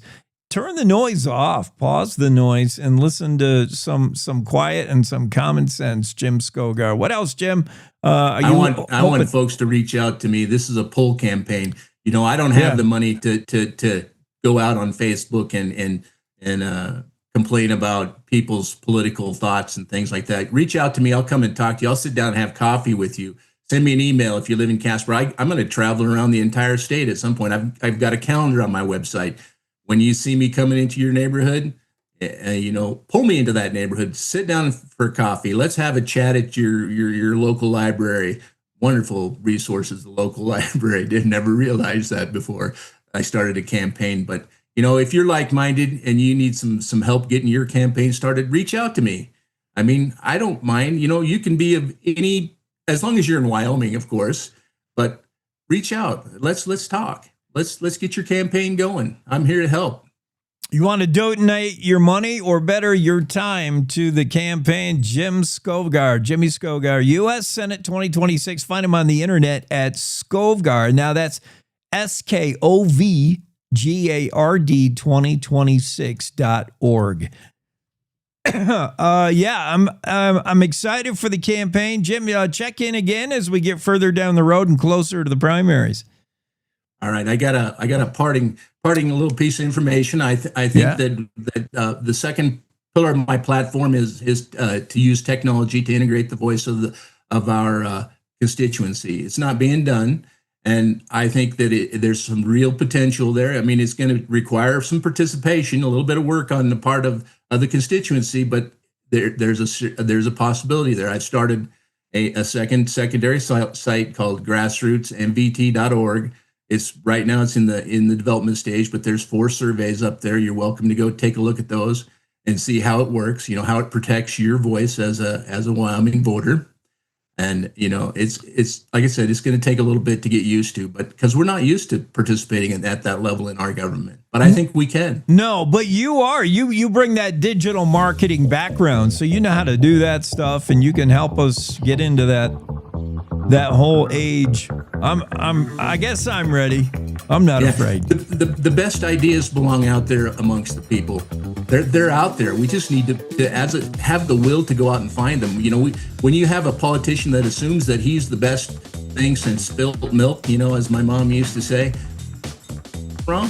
Go out there and find the best ideas. Find the compromise that works for everyone. We can do that. We can work together. We can unite back and take our state back and return to the center. That's where the truth lies, at the center. Jimmy Skovgard, he's running for U.S. Senate. Find him on the internet at Skovgard 2026. Thank you for making time for us today. Thank you. Cowboy State Daily Show moving along. Let's take a quick break. We'll be right back with more. Stay with us. News happens at any time, any place. That's why at Cowboy State Daily, we're dedicated to the stories that matter, with reporters stretching from your hometown across Wyoming and beyond. It doesn't matter if it's happening in Yellowstone, the capital in Cheyenne, or the most remote slice of Wyoming. With over 150 years of combined journalism excellence, if it affects Wyoming, it affects you, and we've got it covered. Upstream from the herd, we're Cowboy State Daily. You're listening to the Cowboy State Daily Radio Network. You know you don't have to wear your PT gear anymore, right? It's comfortable. So how's civilian life treating you? It's fine. When I got out, I didn't want to admit that there was anything wrong because it felt like a failure. And then I realized, there's nothing to be ashamed of. So I started talking to someone. Maybe you are fine, but if you're not, it's okay. Thank you. If you or a veteran you know needs support, don't wait. Reach out. Find resources at va.gov/reach. Logan Wilson here at the M Building in Casper, Wyoming. They do more than just support businesses and private events. They support nonprofits by offering reduced rates to help the community thrive. The staff here at the M Building have been incredible in helping me organize a fantastic event. They are great partners for those who want to make a positive impact on the community. Come check out the M for your next event. Hate is loud. It gets clicks. It gets attention. Hate, however, is actually quite small. But love is the majority, filling up something far more important than any feed. Love fills our hearts, our lives, our everyday, with understanding, empathy, and compassion, leaving hate to become what it truly is, a whisper.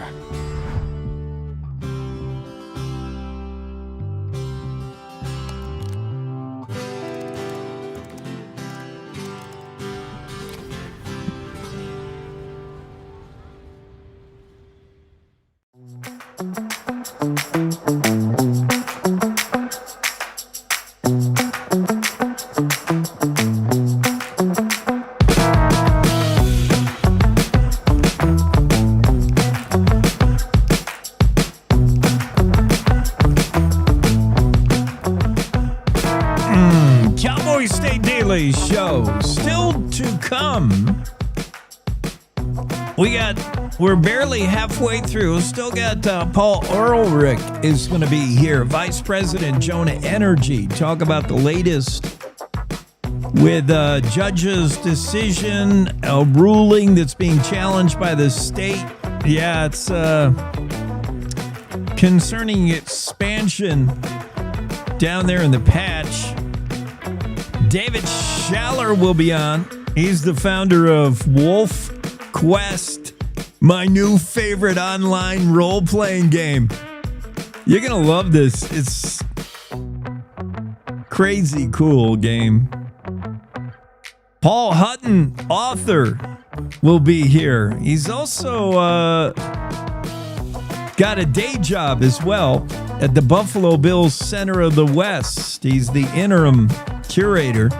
But his book, The Undiscovered Country, is a real neat, kind of a different take on Western history. And he runs it from like way back. You talk about westward ho expansion. He starts at Plymouth Rock. After all, from Plymouth Rock, it's all Western expansion, right? It's all westward in the new America. And he goes from Plymouth Rock to right up until Buffalo Bill Cody. The influence of the Civil War on the American West. When the Civil War ended, that period right after the end of the Civil War for the American West, that really just kicked us into hyperdrive. Yeah, it's an interesting book. He's just a fascinating guy. He'll be on later in the show. Cowboy Kevin Meyer will be here next hour. Jackie Dorothy should be with us momentarily. And then we've got, of course, the news of the day, the Cowboy State Daily News. A lot of it concerning what's going on in Cheyenne. The 60th legislative session. Am I right? Are we up to 60? I want to say. Of course, it's a budget session. 60. I'm almost sure. I mean, when am I ever wrong? Never, right? I think we're up to 60. Wyoming that was showing me House Bill 60. No, that's not what I want. Well, we're up to, somewhere in the neighborhood of 60 budget session and stuff we're following. And we have two reporters. Nobody's covering this session like Cowboy State Daily. Nobody. I see other. Jackie Dorothy lost the link. Oh, all right. We'll get you a new link, Jackie. Stand by. The new link, same as the old link. But I hear you. I do that all the time. I have like regular Zoom meetings and suddenly my Zoom forgot the link. And I don't have, my computer knows it, but I don't know it. All right. I just sent that to Jackie. We'll get her on. Yeah, we have two reporters. Cowboy State Daily's got Claire McFarland down in Cheyenne covering the session, as well as David Madison reassigned to cover the session. There is no one covering in depth and a photographer. Matt's down there. Yeah, nobody's covering this session like Cowboy State Daily because it's important. This is the work of the people done through our electeds. And the decisions made in the next 4 weeks, 3 weeks now, will affect all of us in Wyoming. So, yeah, we're on it. Cowboy State Daily is on it, covering it like nobody else. Jackie Dorothy is here. Let's get her into the Zoom room. She missed her fancy play-in music, so we'll give her some more. There. I'm here. There you are. What's happening with you? Oh, got a new phone and it didn't have all my apps on it. Oh yeah, what do you rocking, the Apple phone or the Droid? What do you got? Apple all the way. Because I can text from my remote no cell phone home. Oh yeah, I have a no cell phone home. And you have to do Wi-Fi calling? Yes. And you have to do. Yep, exactly. I got the same thing. So yep, but that's what I enjoy. Yeah. I have the Apple phone like 13. I have the really old one. I got to get up to date. Really old is like 3. I had a 14 and it died on me the other day. Oh, all right. Darn it. So now you're all fancy. Your connection wherever you are is a little sketchy, so we'll blame it on the phone. The new phone. Let's see. Yeah, we will. The brand new phone. I thought it was you being sketchy there. Oh, no. My side of things. Well, let's see if I can get it better. Just one moment. It very well could be me, but it's not. My numbers show I'm doing really good. We're throwing a nice stream here, so we're blaming it on Jackie. Yes, it is me all the way because I grabbed someone's Wi-Fi that. Rich people, what does this call that? The problems of modern life. Like it's trying to find somebody's Wi-Fi nearby. I hate that. Yes. Yes. So now I'm walking with you today. Okay. Sometimes, that's so annoying. I was just in Casper last weekend, and they're rocking the 5G plus. Yet every time I drive by some podunk coffee shop, my phone tries to attach to their crappy Wi-Fi. Like, no, I just want the fun. So I have to turn off, Wi-Fi and just. That's what you do is turn off the Wi-Fi. Yeah, so I can suck up that good 5G. But Thermopolis, I don't know if you have that. You probably got LTE in Thermopolis. Let's see. I don't know. Oops. Now I went away, but now I got it. Yeah. Now I'm back on cell phone. We have LTE. That's absolutely right. Yeah, and that's not great. That's like dial up. But all right, we'll see if we can make it work. Let's talk about some of your stories. Why don't we? That sounds like a plan. You want to start with roller derby, Butch Cassidy, and the prison that couldn't hold him, or where do you want to go? Oh my goodness. Let's start with the roller derby. That was just a fun story. Yeah.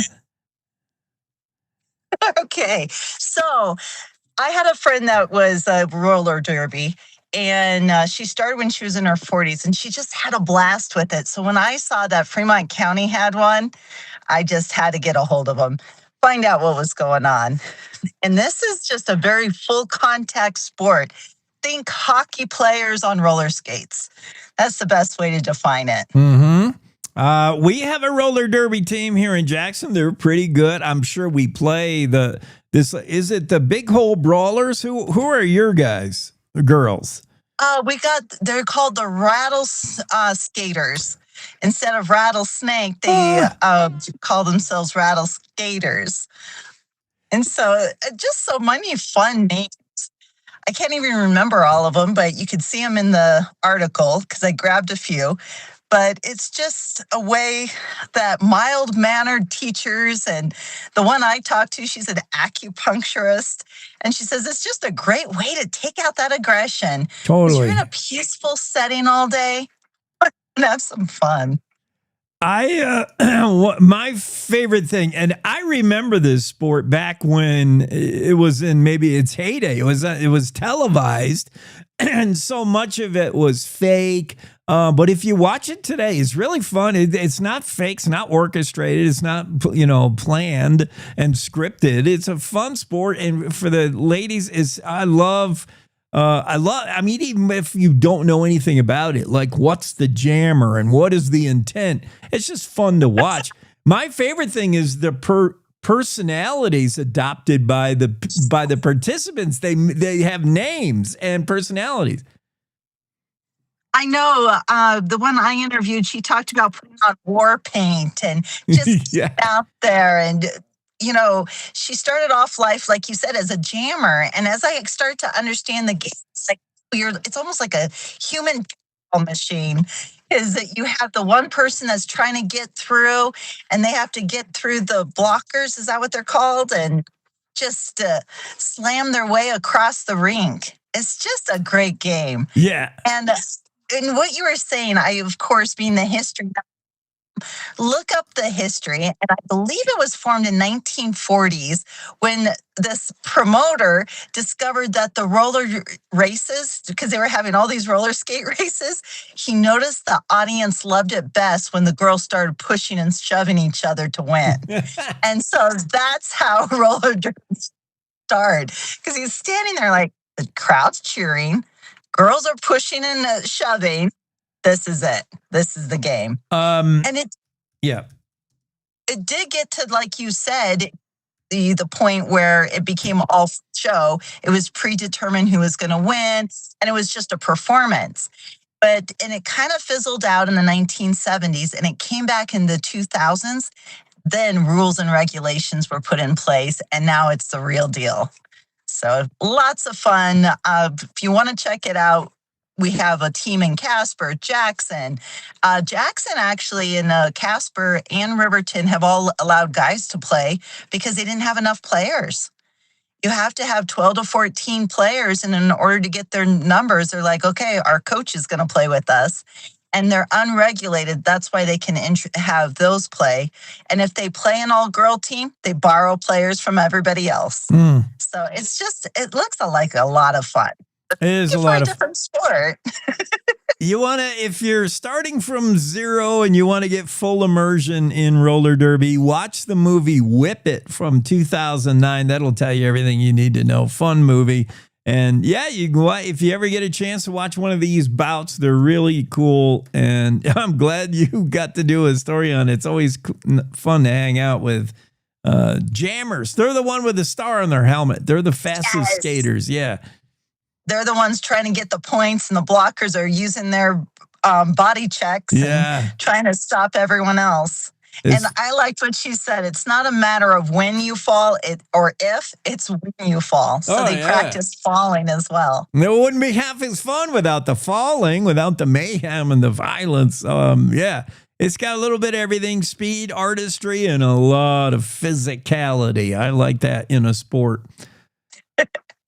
Butch Cassidy, he was locked up, served, he did a dime in the Wyoming Territorial Prison, 18 months actually in Laramie. That was for what? What, he stole a horse or something? Yes, and he claims it was charges. That's the irony of it. Here he goes. He had already robbed the bank in Telluride. He was in Wyoming, life as a cowboy, and he bought stolen horses. Oops. And it was from Jay Torrey. And Jay Torrey is one that we really should do a story on. He's a rancher that really is responsible for starting the hole in the wall game, because he stole cows from Butch Cassidy. He stole property from other members of the hole in the wall gang and forced these cowboys on the run. It is a documented fact that Jay Torrey had 8 cattle of Butch Cassidy's. And when the courts told him to return the cows, he sold these cattle and said that the money was his for rent. for having those cows on his property. That's the kind of thing you're dealing with. So when Butch Cassidy was sent to jail for stealing horses from him, from Jay Torrey, he seethed for those next 18 months. He might have gotten an early parole, and the reason was because they said he will either go good or he'll go bad. And if we let him out early, he'll go good. Well, it was too late. He was already furious at him for putting him in jail. And he's like, fine, if you say I'm a criminal, I'm going to Idaho and I'm going to go rob a bank. He had So already within just months. already gone on. full on bad. Yeah, no honor among thieves. That's how you get started in the whole outlaw business. You steal from each other. He was known as Inmate 1897. He was just 27 years old when he did that stretch in the Wyoming State Pen in Rawlins. I can see from your paperwork he was listed as 5'9", 165 pounds, blue eyes, and a good build. All right. He was a model citizen, which meant that he would have been able to check books out from the library. The lady that I talked to at the Wyoming Territorial Prison, she said that good prisoners got to go upstairs during the winter, up on the upper cells because it was warmer.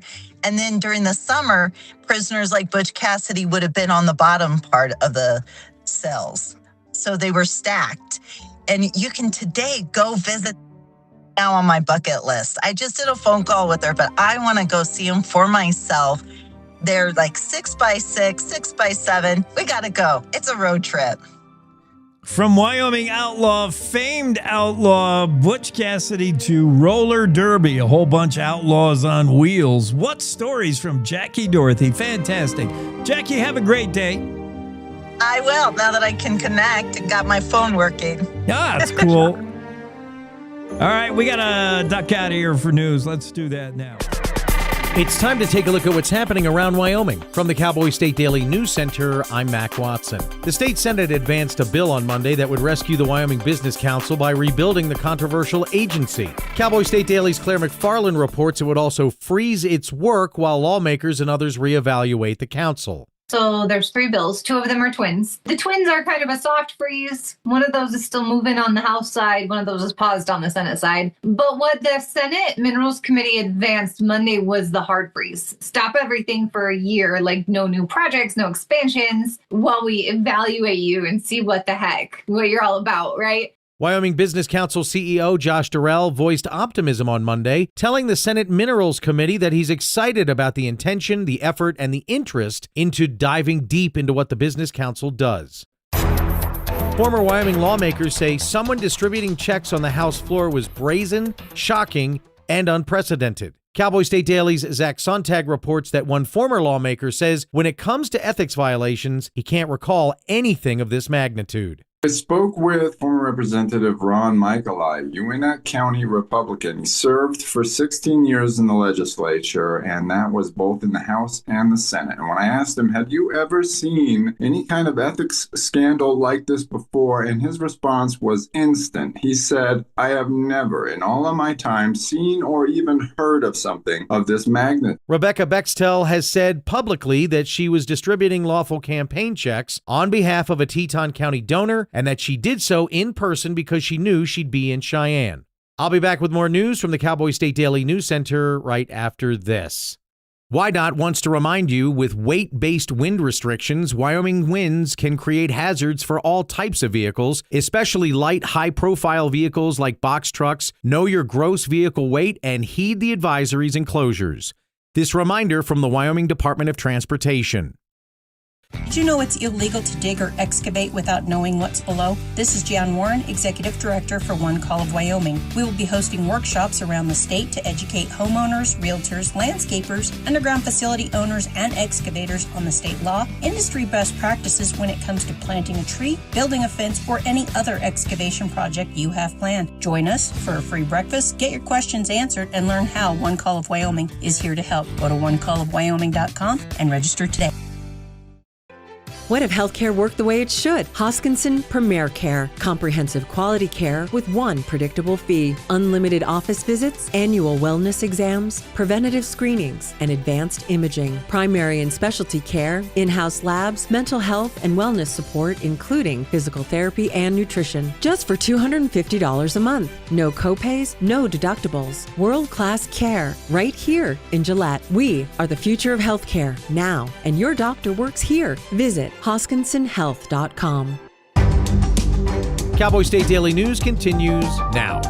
The Teton County Republican Party is condemning Rebecca Bextel's handing out checks on the House floor. Cowboy State Daily's Claire McFarland reports that the Wyoming Republican Party distanced itself too, saying she was not representing the party. Pat Ruckert, chair of the Teton County Republican Party, was like, we joined the Senate in condemning this act, but let's not conflate the issues either. She was saying still important to defend private property, which was the function of the contested bill. But she emphasized that the party had no knowledge of this plan and that Bextel acted alone. And the state Republican Party also said, yeah, she was not doing this for us. Now, the state GOP chair 1 day later emphasized that Bextel was not on the House floor on behalf of the state party, and that matters because Wyoming law bars major political parties from giving financial support to candidates before a primary election. Wyoming Governor Mark Gordon announced on Monday that the state is petitioning a federal legislative panel to reverse its decision to kill the almost $18 billion, 3,500 well Jonah Field expansion. Cowboy State Daily's Greg Johnson reports that the governor says the ruling is, quote, a direct assault on Wyoming's economy. It's anticipated to be a nearly $18 billion revenue project. It's going to mean a couple of billion in severance taxes for the state, another $600 million for schools. It's a huge, huge project. Jonah Energy's vice president, Paul Ulrich, tells Cowboy State Daily that the NPL project is its future in Wyoming, and the state's interest in getting it moving again is encouraging. And that's a look at today's news. Get your free digital subscription to Wyoming's only statewide newspaper by hitting that daily newsletter button at cowboystatedaily.com. I'm Mac Watson for Cowboy State Daily. We're all just trying to keep things running for those who rely on us. That's why we don't have time to be sick with the flu. We don't have time for delays. We don't have time for spills. Next. We don't have time for setbacks. Let's be real. Getting the flu shot helps you fight the flu. Get a flu shot for yourself and those around you too.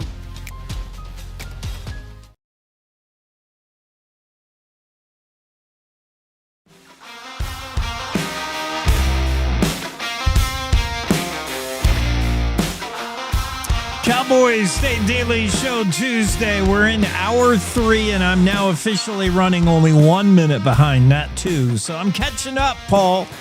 Paul Ulrich joins us, Jonah Energy Vice President.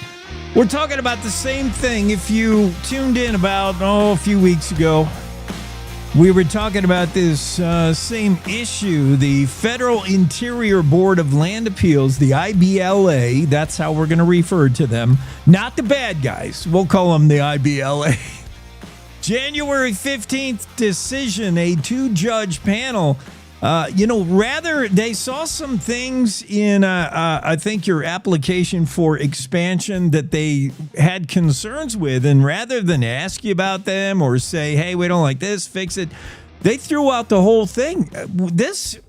We cannot overstate enough the blindsidedness of this decision. And then we'll talk about what it means to the state and what it means to Jonah Energy. But it's, I don't know. Talk about the surprise of the decision. Well, good morning, Jake. And I can tell you it was quite the surprise, and not the surprise I wanted, certainly right after the holidays. It is what it is. We do strongly believe that IBLA did not make the right decision. It's got very significant impact, not only for us, Jake, it's Jonah Energy. We're an operator that loves being here in Wyoming, looks forward to a long future here in Wyoming. But for the people of the state of Wyoming, oil and gas is our bread and butter. Most of our tax base across the board at a local and a state level is generated because of oil and gas and coal.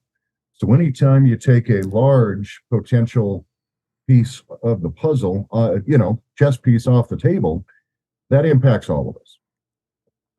It impacts the state and the economy. That's why the governor is now involved, or has been involved. Wyoming Governor Mark Gordon on Monday said the state is petitioning the panel to reverse its decision. So what does that mean in legal sense? And then we'll talk about what this decision has done to Jonah and what the decision concerns. It's 140,000 acres of expansion in the Jonah field, but we'll get to that. But what the governor, obviously, he knows this state runs on oil and gas. It's important to the economy, and he's filed this petition. What does that mean? Is not only the governor, but Jonah Energy and certainly the BLM recognized that IBLM did not make the right decision. And the work we put into the NPL record of decision, 10 years of environmental assessment, and all of the cooperating agency input needs to be preserved, that we got it right, essentially. And so the governor's motion to reconsider very clearly outlines why we got it right, why Wyoming has air primacy. We're the best in the country at it, without a question, and that IBL needs to take a very hard look at, reconsidering this decision, and then we take steps from there. We'll throw some numbers at you. 17.85 billion, 3,500 wells in the Jonah field expansion. This is tapping into a new play, a natural gas play, is it not? And this has been, like you said, a long and winding road. 10 years you've been at this. The NEPA approval came 8 years ago. So it's like not new stuff. All of a sudden you've taken all that and thrown it away. Well, that's right. And after spending 10 years going through NEPA analysis, we spent several other years after that fighting the decision from a myriad of lawsuits from those that don't like what we do for a living. When we're finally at a point in our development that, we want to expand into NPL, and then wake up a few weeks ago with a punch to the gut. And here we are. So I'm more than pleased. Governor Gordon recognizes the fallacy of the decision and has stepped up with the might of the AG's office to push back with their motion to reconsider. I'm pleased with the BLM for supporting our motions. They know the work they did and we collectively did was correct. And now we need to defend it. It's quite that, Jake, it's that simple. Vice President of Jonah Energy, Paul Ulrich. Let's talk about, obviously, for Jonah, I mean, this is money. This is bottom line kind of stuff. This is what you're in business for. But also what it does, this decision for the state, this decision policy-wise undermines Wyoming's authority to set and enforce its own air quality rules. Well, Jake, that's exactly right. Not only is this clearly a potential financial impact to Jonah, as we talked about just a bit ago, that affects Sublette County. That affects businesses down the line that rely on us to be operating in the area, in all of Western Wyoming. And to be honest with you, beyond that, we use products from all over the country. That trickle down effect is a real thing. And if we're not able to drill here in Wyoming, guess what, Jake? That means we have to start looking at other options. And, I've made no bones about it. Our heart and our soul is deeply embedded in Wyoming. I'm a Wyoming kid. I want nothing more than to be able to drill and support my family and have my team support their families right here in Wyoming, in Western Wyoming. I mean, I want to think we're too far down this road for Jonah to pack up its drill bits and go somewhere else. Come on, we're here, man. Sublette, Wyoming. Certainly. That's exactly right. Yeah, and that's not something. We're heavily vested in the community, in the state. We want to be here. We're going to fight as hard as we can to remain very active and have a development program in Wyoming, for all the right reasons. Overall, this is a great state to operate in. We've got a favorable tax climate. We've got a favorable regulatory climate, except for that pesky federal nexus that we deal with in the state that every once in a while, and in this case, bites us pretty hard.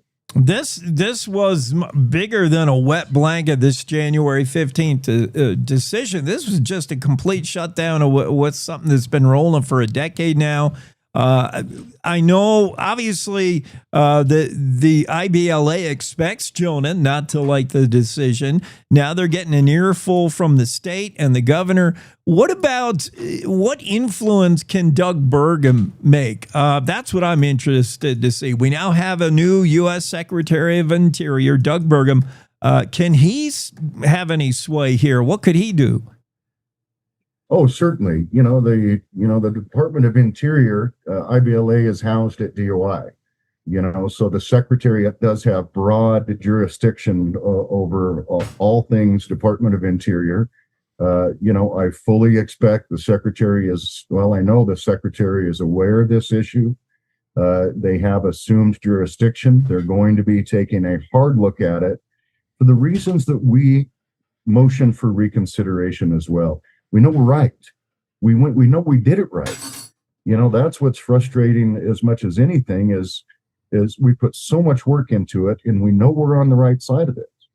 And we fully expect that, the Secretary is going to understand that. We'll see where it goes. And I remember talking to you before, Paul. A lot of this stems from the definition of what is the mobility of a rig, a drilling rig. I mean, it doesn't seem like big, major stuff that's holding this up. It seemed like small things that you could work out. Oh, absolutely. If we thought there was a problem, which we don't. And this is an administrative decision. This is not a decision based on the merits of whether or not we should be drilling in that acreage. That, we defended multiple lawsuits on that front, on air quality issues, on sage grouse issues, and everything else. Because collectively we put together an outstanding NEPA document. That covered all those issues, put a tremendous amount of protection measures in place that now we're held to as a standard called conditions of approval. And we agreed to those because we knew it was the right thing to do, and we knew that we loved operating in Wyoming or look forward to, clearly expanding as the years go on.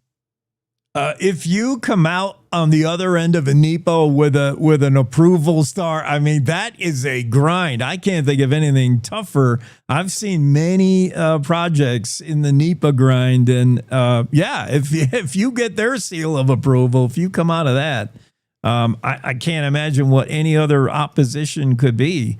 Paul, if this decision had not come down, what would you be doing right now in this expansion? Would you be making hires? Would you have stuff going? Well, Jake, not immediately. We still have a couple years left of drilling inventory in the Jonah field, and that's what our focus is right now. What we are in and what we have been in is the planning stage. Where do we want to go in NPL? How do we want to drill it? Vertical, horizontal, true directionals. What do we need to do to achieve that? That's the tricky part about our business, Jake. We plan 5 to 10 years out. Yeah. And so any poison pill that derails that is very impactful. We're always in the planning stage on what our next steps are going to be 2, 3, 4, 5 years down the line. Yeah, I feel that. That's kind of like, you're paying for and asking an architect to design a building on a lot that you're not sure you own yet. Like you have to make investments into the future, decisions about the future, and you hate to have that cloudy. I hope things work out for you. Anything else, Paul? Jake, I tell you, I applaud the governor's office for leading the charge on this. As always, Governor Gordon's support of the oil and gas industry is second to none. Proud of his efforts here and beyond.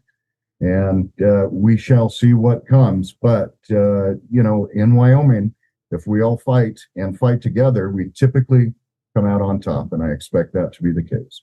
140,000 acres with valid existing rights are just hung up on a January 15th decision that did not go down well with Jonah Energy nor the governor, Mark Gordon.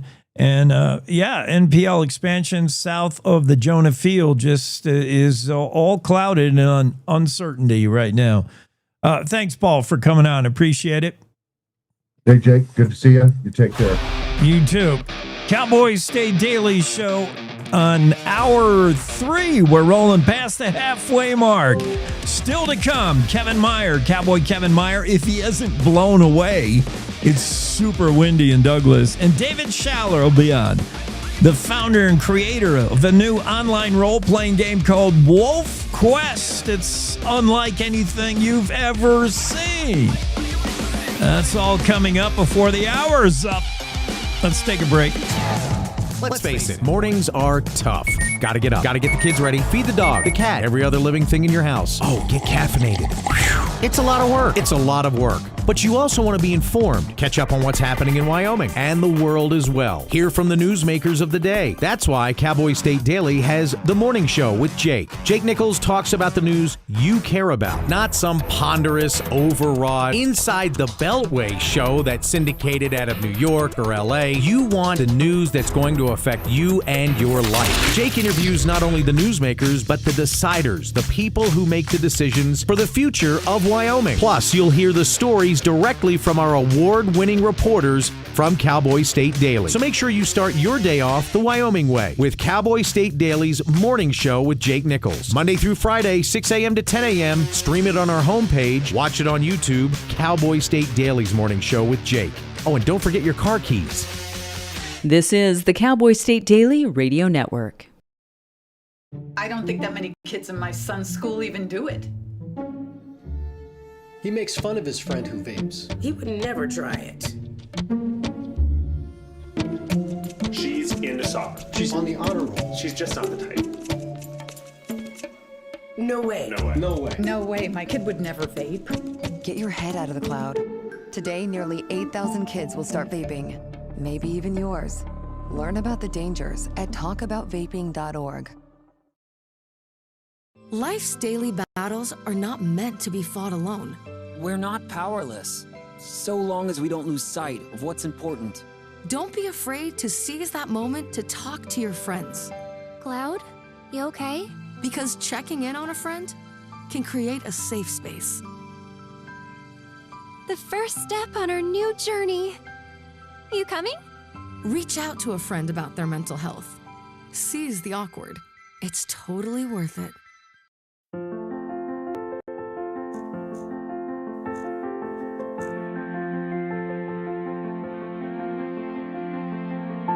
There are a lot of words I would use to describe my daughter.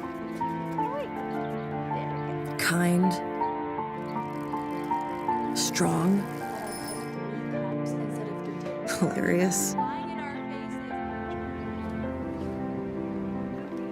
When I think about how much she's experienced in her life, on a journey that we're now on together as a family, I'll make you something to eat, okay? we can't help but be inspired by her every day. Hey, Mom, we're about to start the movie. Oh, yeah, I'll be right there. Okay. So really, we're the lucky ones.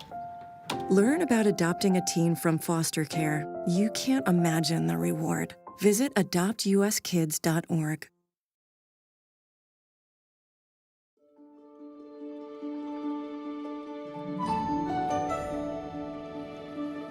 No, I don't want this music. I don't want that one either. All right, we'll settle on this.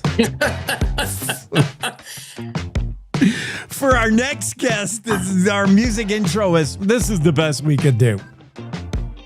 Hopefully he's not offended. I suddenly feel like I just went from the dentist's waiting room to the roller skating rink in 1984. Yeah. Dentist waiting room. The doctor will be with you in a moment. Meanwhile, here's a 3-year-old copy of People magazine. Enjoy that. And then, yeah, the skating rink, which could be roller derby. Have you ever seen roller derby live, like new roller derbies? No, I haven't seen it live, but I do remember back when ESPN first started and they were just trying to fill the hours of the day. Yeah. And then there was an old movie. I think it was the Kansas City Bomber, Kansas City Star, something like that. That sounds familiar. Not the newish one. There's a 2009 Whip It is kind of fun. That stars the girl that's now a boy, Elliot Page. Oh. Yeah. Not that there's anything wrong with that. She was a cute girl. Now she's a cute boy. Elliot Yeah, I was about to say the only thing that's really changed is her haircut. Right. And some clothing changes. Yeah, Whip It was fun. And then that Kansas City, whatever it is. Yeah. I remember watching like roller derby on TV back when you had 3 choices and they all had 3 letters: ABC, CBS, NBC. That was it. Yeah. And as a kid, no different than professional wrestling, we thought it was real. Yeah. We wished and hoped it was real, but then certain things about it, you're like, wait a minute, that looked way too orchestrated. That fight, he flipped out of the rink. Yeah. I wonder if the Olympics are orchestrated. The USA is not doing really great. This Norwegian skier threw a hissy fit when he lost. I missed that. And the ski jumpers are putting junk in their trunk to fly farther. Yeah, and I'll be honest with you. My first thought about that was, why did it take them this long to figure that out? Of course, if you turn yourself into a kite or, like one of those squirrel suits, I mean, shoot, why not? And see, I say the Olympics, they need to change their thought on that, because I don't care if they put, I would like to see him come off there looking like a kite and see how far we could really jump. Yeah, throw an element of soapbox derby in there. Let you be inventive with your uniform. Creative, let you do it your own way. Like, look at this Australian. He's come up with a bat wing kind of a costume, and he flies right out of Italy, man. Lands in Greece somewhere. Yeah. I don't know. They got to juice up the Olympics somehow. I can't get excited about speed skating. Well, it's been hard to get excited about, because every time I turn it on, it is either figure skating or curling. Curling is like, if you've had the correct amount of the drugs needed to put on a Pink Floyd album, curling might be fun in that state of mind. Like, it might move fast enough for you. But for me, Dark Side of the Moon, I have got to be in an altered state to enjoy that beginning to end. I'm going to take your word for that. Yeah. I don't think I've ever listened to it from one end to the other. And I want those 45 minutes back, by the way. But yeah, the curling is not fast moving. I like the figure skating. That's fun. I don't mind that. But yeah, some of the stuff. The sledding, I wish there were more crashes, although there was a good one. The whole U.S. team fell off their sled. Yeah, I saw that. And there was a couple good crashes in the short track speed skating, which whenever they have a crash in there, everyone's just got to be holding their breath, because I didn't realize this till just the other day. Some of those skates are like 17 inches long. Yeah. And my guess is they're pretty sharp. Oh, yeah. So I would guess that as soon as someone feels himself starting to go, they don't think about anything else other than where are my skis and where are the other skis coming from, or the skates. Rather. No, they are like skis, though. You said they're as long as like short skis, and yeah, super sharp. It's like guillotine. You got two guillotines on your feet, and you fall down. Like, look out. And I'm pretty sure that those little Lycra suits they have on are not Kevlar rated. Yeah. Yeah, you could get sliced up. All right. Well, maybe to make Olympics more fun, we have to put more danger, more element of danger. Have you been outside yet today? You better cinch the horses up tight. Their saddle will blow right over.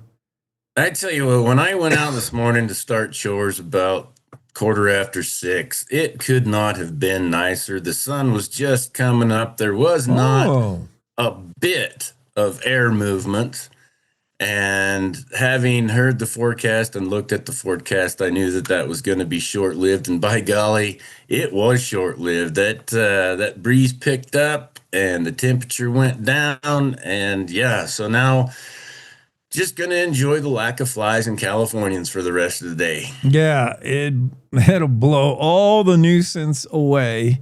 Yeah, it's blowing pretty good in Douglas, where Kevin Meyer is set up to begin his day riding horses. Kevin Meyer joins us from Mans Creek Horses? Mans Creek? Yeah, just Mans Creek Horses. Yep. In Douglas, Wyoming, where it is super windy. See, once you read the forecast, you read it into being. If you had just ignored it, you might have got through, but... Well, it's like an old timer one time told me, was leaving the house, and he said, I never take a slicker because it's not raining if I don't have a slicker. And so off we went, and we got caught in a downpour, and he was soaking wet, but he stood by it. He said, no, it's not raining, because if it was raining, I'd have my slicker on. Yeah. Yeah, and there's also, wash your car and the next day it rains. The day you forget the slicker on the bedroll behind tied with your saddle strings, that's the day it rains. So you got to ward off potential rain by making sure you bring it. I don't know. There's different schools of thought. Well, the problem here on the high desert with slickers is generally they dry rot before you ever get the chance to use them. Yeah. And by the time you get them on, the rain's over, the rain event. They're so fast. But yeah, they're all tied on, and they're moldy, and they got those creases where they're tied to your saddle, and you haven't had it off in like 2.5 years. The last time I had that unrolled. Got mice. And chances are you forgot to slicker break your horse, so you're going to have to go for a bronc ride as you're trying to get that thing wrestled on anyway. Yeah, that's always an issue. I saw the story in the Cowboy State Daily about those cowboys in Sublette County that still feed with teams, especially in winter when it's the only way to get around the ranch, get hay to the cows and horses and whatever you're feeding. And it made me think of how many people on this planet, or certainly in the United States, could hitch a team. How many teams there? If I gave you 2 horses and a sleigh and said, here's how you're going to get to church, and you really wanted to get to church, what would be your ability to harness them, to hitch them? Like, zero. There are no teams. So who could do that? And thankfully, you and I worked at a ranch where that's how we fed, just because it was a cool look. But Paul Gilroy and others who do that, they shared the knowledge. There's very few who could take 2 draft horses and hitch them to a wagon. That would actually maybe be a pretty good new Winter Olympic sport. Is just take the ski jumpers versus the figure skaters and say, all right, here's your team. And then we can all say it would not be any less entertaining than curling. Yeah. It would be like a Le Mans style start. It'd be like, here's a wagon race, the new event, wagon race. You got to get from here to here. Oh, and your team's not hitched up. And like, here's that would be most of it. Once you got them going, yeah, it's different. I wonder if I still retain enough knowledge to be able to do it today. I think I could do it, but I'd probably forget something like, ooh, where does this trace go? I probably had extra parts like Christmas. Dad, there's this part. Oh, that's just extra. Somehow hitch him up to where all you can do is go in a left-hand circle. Yeah, all you can do is G. No, G's right? All you can do is haw. I don't know. But Paul Gilroy, oh man, what a guy. He had that team trained so you could just click them through the gate, man. You could get off that wagon, nobody there at the reins, and you could tell them to go and tell them to stop with just verbally and shut the gate behind them. Yeah, those were good teams, and there's nothing funner than driving a good team. And I've fed with teams a lot in my life, and there's nothing funner than a good team, and there is nothing more miserable than a bad team. Yeah. Boy, you want to talk about making your day 4 times as long. Yeah, you're trying to get anything, any work with a horse. Yeah, simple stuff that you take for granted is simple on a well-trained horse, just like the fact that you don't have to dismount to open and close a gate. You have a horse trained that can walk, sidle you up to that gate, and you can open it while you're still aboard. I mean, it's just worth their weight in gold, those kind of animals and that kind of training, because if not, the opposite is this is a long day of cowboying. And I saw in the article, the one rancher said they're always guaranteed to start, unlike a tractor, especially with the typical low temperatures we get. We haven't really seen a lot of that this year, but just the entire experience can be just so much nicer because it's really quiet, and especially if you're feeding through some new fallen snow, it's just so quiet, and you just hear the animals and you hear a little bit of the creak of their hay rack. But I always really enjoyed feeding with those. Now I can also tell you that if it's really, really cold, depending on how far you had to go to feed, that can be a long trip home into the wind. Yeah. Yep. And I feel for our beasts of burden that have to take it head on. We can at least put our hat down, our head down. It can be, it's sometimes the romantic way of doing things the old way. It's sometimes the only way when modern day machinery won't start, won't work, won't get through that deep snow. The only way to do it is horses, to go old school.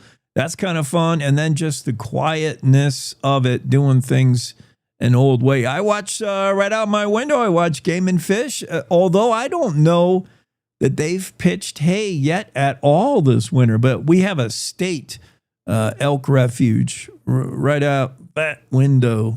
One of these windows. And yeah, the game I used to watch that guy. Game and Fish couldn't hook up a team. They had to go, contract that out. But the Game and Fish guy would come and he'd be the hay pitcher, and the dude who hooked up the team and drove the team they'd meet up every early morning in the cold and go feed all those elk.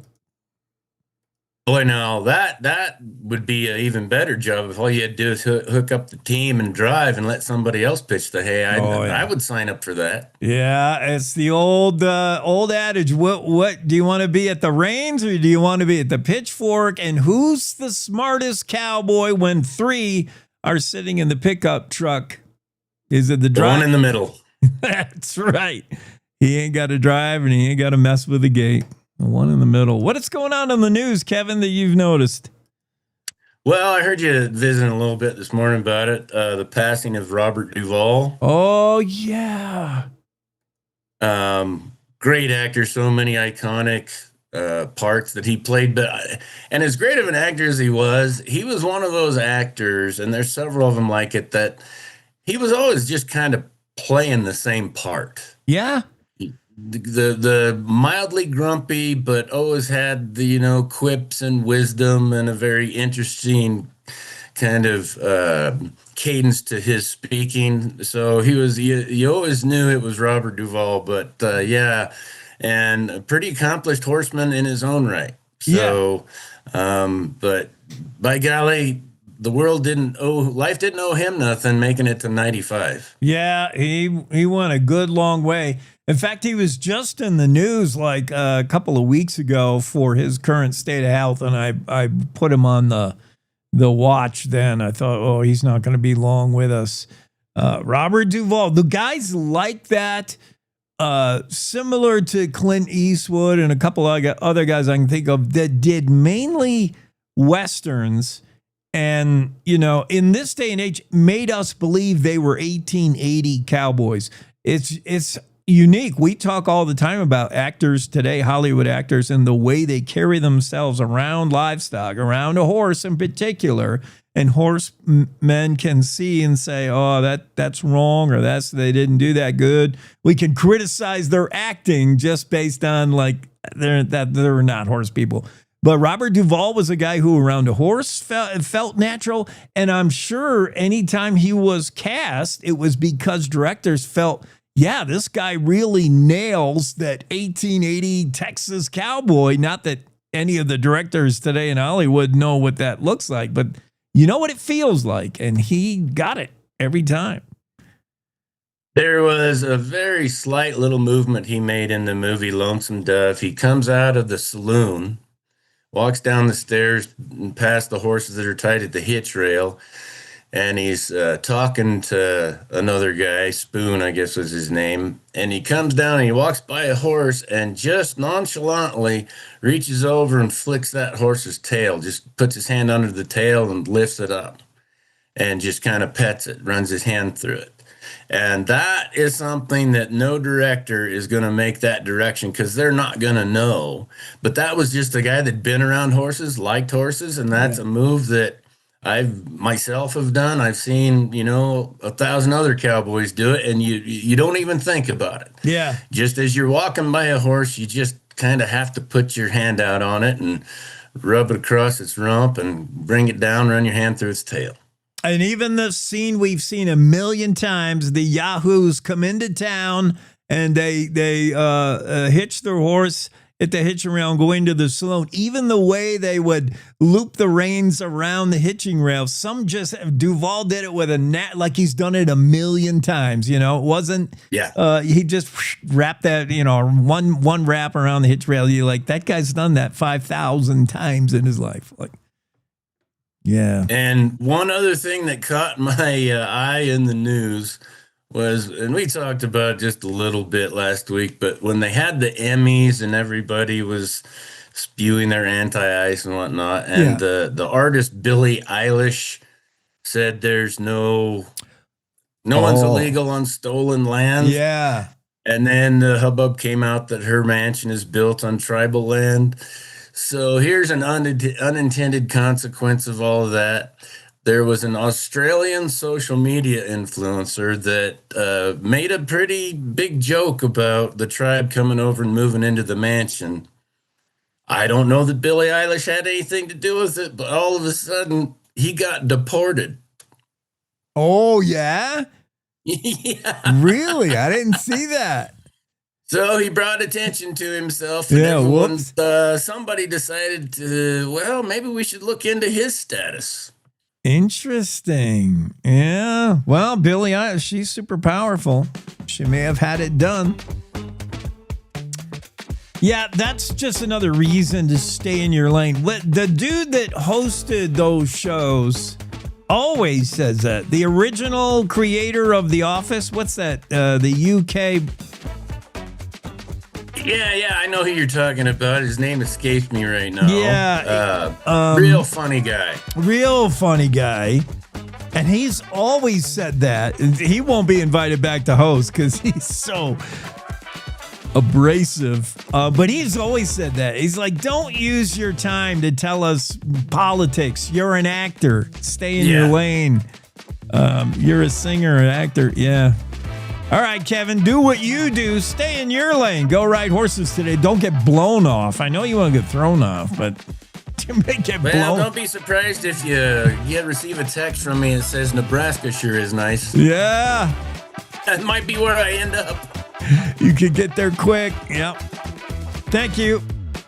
See you, bud. All right, see you. Cowboy State Daily. Yeah, today's the day to do the long ski jumping.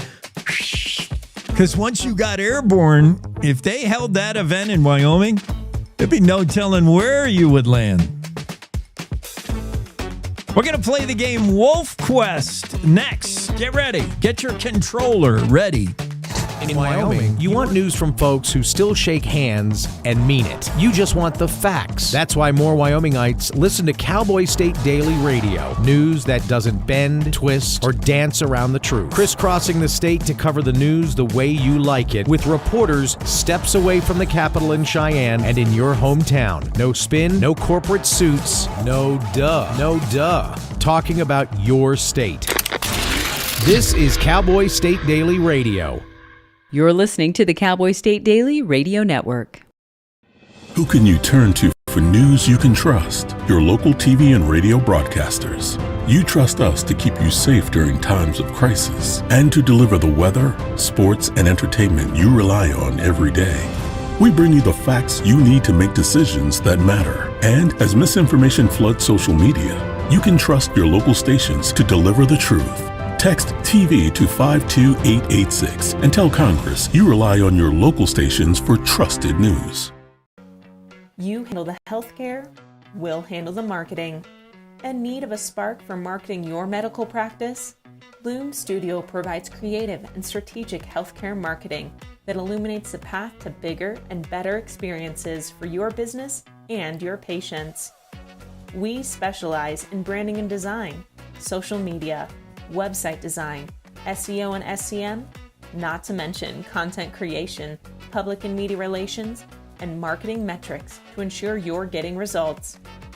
If you're looking to increase your patient engagement and retention, enhance your community impact, and streamline your marketing efforts, our team is ready to help you achieve your goals.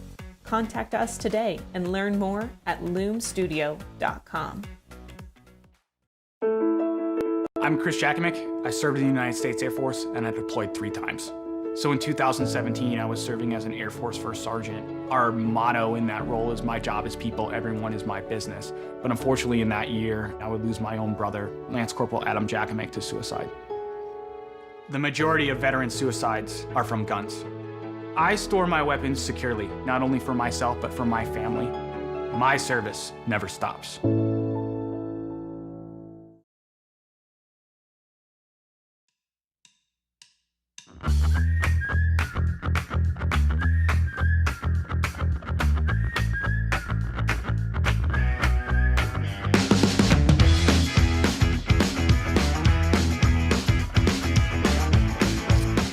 All right, Cowboy State Daily Show with Jake rolling along on this Tuesday. David Schaller joins us. David is the founder and creator of the online game, role-playing game called WolfQuest. How would you live life if you were a Lobo in Yellowstone National Park, let's say? I mean, the everyday challenges of wolves are all played out. First, you got to stay alive. You got to find a mate. You got to find your place in your pack. And then a rival pack may attack, and you got to get through that. You got to make sure you don't stray outside the park. There's hunters taking aim at you. What a life. And then the elk are never plentiful enough. You're always hungry, probably. This game has every challenge a real-life wolf has, and David thought of it many years ago. It's gone through many iterations. David, it's great to have you on. What a cool game. How do you know how many people are playing this? And tell me about the whole concept of WolfQuest, because it's not the only game you've created, and we'll talk about the work you've done there. Great to have you on. Thanks for having me. Yeah. So, appreciate it. WolfQuest, when you first thought of it, did you first think of it before wolves were even reintroduced into Yellowstone? No. Came up with the idea about 23 years ago. So that was some years after the reintroduction in the mid 90s. Yeah. I wasn't really that familiar with that though. My company, EduWeb, we started it in 97 and worked with museums and zoos around the country, developing online games and interactives to help with their educational mission. And we were getting interested in multi-user and multiplayer games and environments. And I thought, wolves are social animals. And so that's a nice match for a game that people play because people are social animals as well. Great idea, because had the game been about, if you were a mountain lion, it wouldn't be, you wouldn't have your friends playing along. You'd be like, get out of here. I'm doing things myself. That's a good idea. Yeah, explain, I guess, before we dig into WolfQuest and what it's like to play and all those things.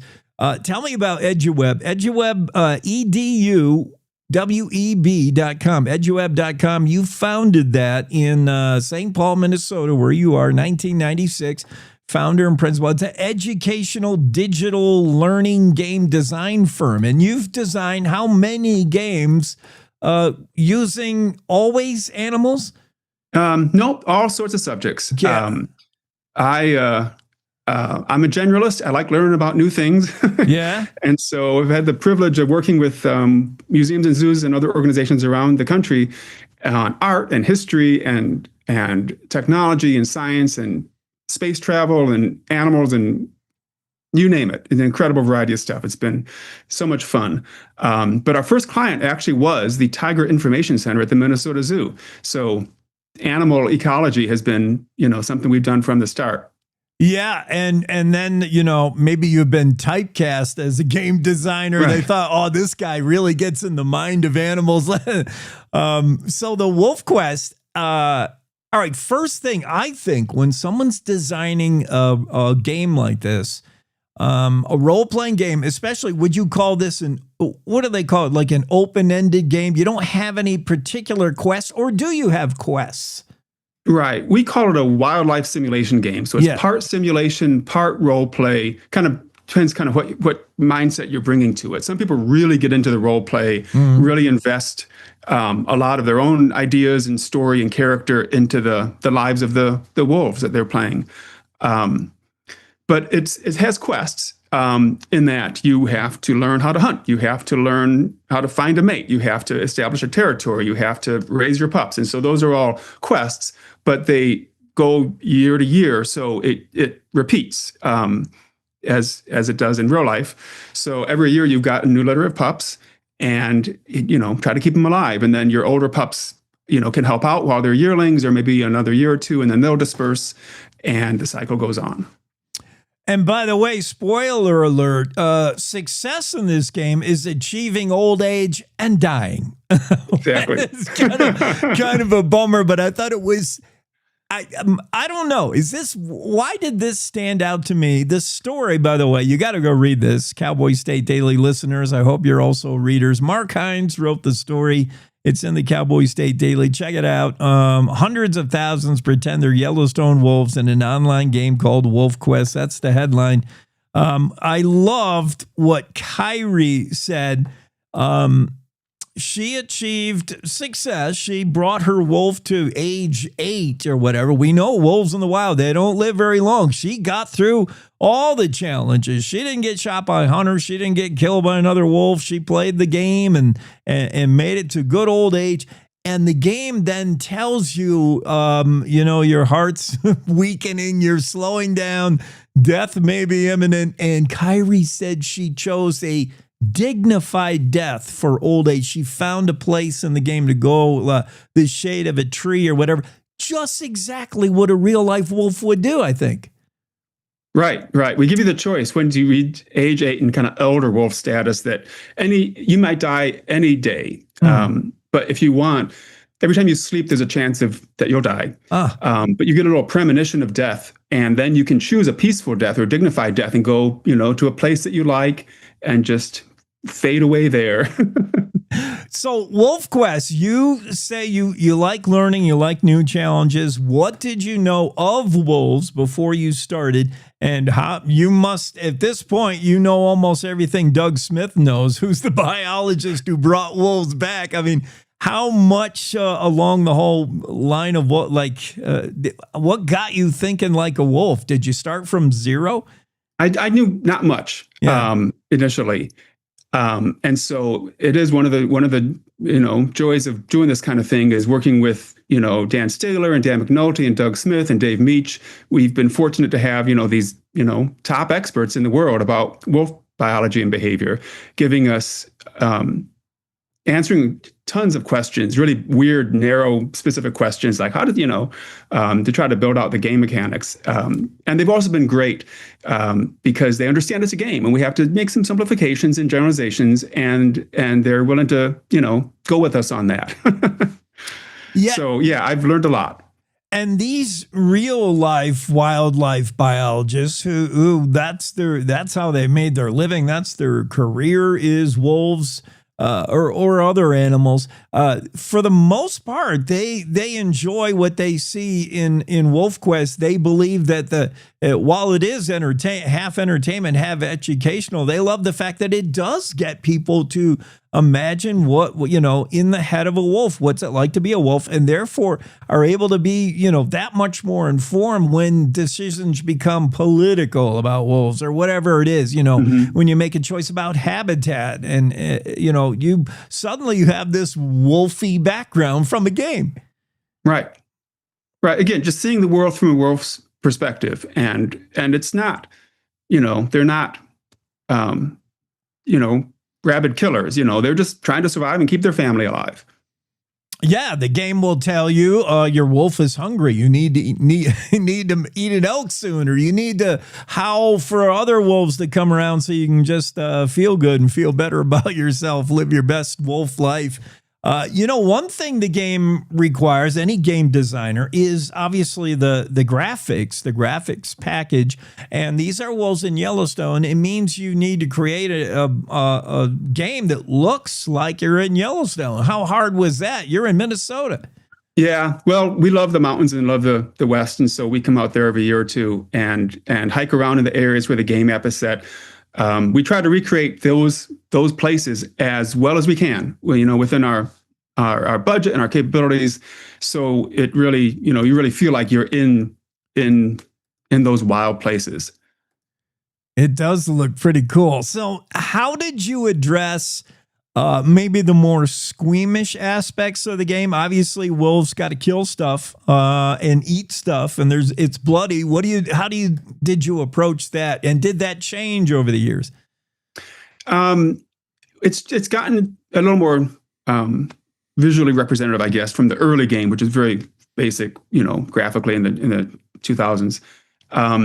We don't have like blood spurting and stuff like that everywhere. We keep it pretty simple. After you make a kill, the carcass, as you eat it, it will kind of, show the consumption. You'll get some ribs sticking out, some organs in there, and some bloodiness. But it's not, like a lot of modern games. They go all out with those blood effects and stuff. We don't. Right. We keep it simple. So we try to represent what's happening, but not get too gory about it. And there is a toggle you can switch. You want how much gore, less or more, none at all.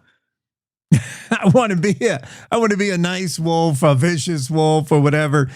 Yesterday, David, we had a guest on who has done a new study for Oregon State University that took a look at how wolves and big cats, mountain lions, cougars coexist in Yellowstone National Park. And the upshot of it was that the mountain lions have adjusted what they kill and eat, because if it's terribly attractive to a wolf, they're going to lose it. So they've killed other things. With that big juicy elk, they think twice. They're like, well, if I kill that, the wolves are going to come along and chase me off that. So you may have to add that part to your game. I know, that's fascinating. I've seen that. And we got to think about how to roll that, because we do love working, finding the best knowledge, the best understandings of these animals, and try to integrate it into the game. What a fun life that's got to be. I know from some of our younger listeners, this is a dream job, I think, designing video games. Founder and principal of eduweb.com. What else have you done of note that we would see? What else are you working on? We are focused on WolfQuest. We have been now for quite a while. We used to do a lot of, again, client projects around the country. We've dropped all those away, and for the past 8 years, I've really focused only on WolfQuest, and just it's the one project we've ever done that really hit. Like, just it found its audience. It's a niche audience. It's not enormous, but it's big enough to keep us going. People buy the game every day, and that keeps the revenues coming in, so we can just have our team just keep working on it and trying to make it as good as we can. That's cool that you brought it to that level. It began, tell me about the initial funding, and now it is a commercial viable success, right. Self-sustaining. Right. Initially, we partnered with the Minnesota Zoo and got a grant from the National Science Foundation. It was the first, as I understand it, the first video game they'd ever funded. So kind of an experimental notion at that time. In 2006 is when we got the grant. And it was a decent grant, but video games are very complicated things to make. We didn't quite appreciate that when we started on it. And so in that initial version of the game in the late 2000s, the late aughts, everybody saw what potential it had and really was excited about it. Everybody was into it, but we couldn't come nowhere near to reaching the potential. So that's why after the funding ran out and kind of went dormant after a couple of years, I thought, this is the most successful thing as far as finding an audience that I've ever done in my career. And so we revived it and did some upgrades and started selling it. And that was successful enough that we, about 8 years ago, started this new version. Is like, start from the ground up. Let's just try to figure out, make this the best game to realize its potential that we can.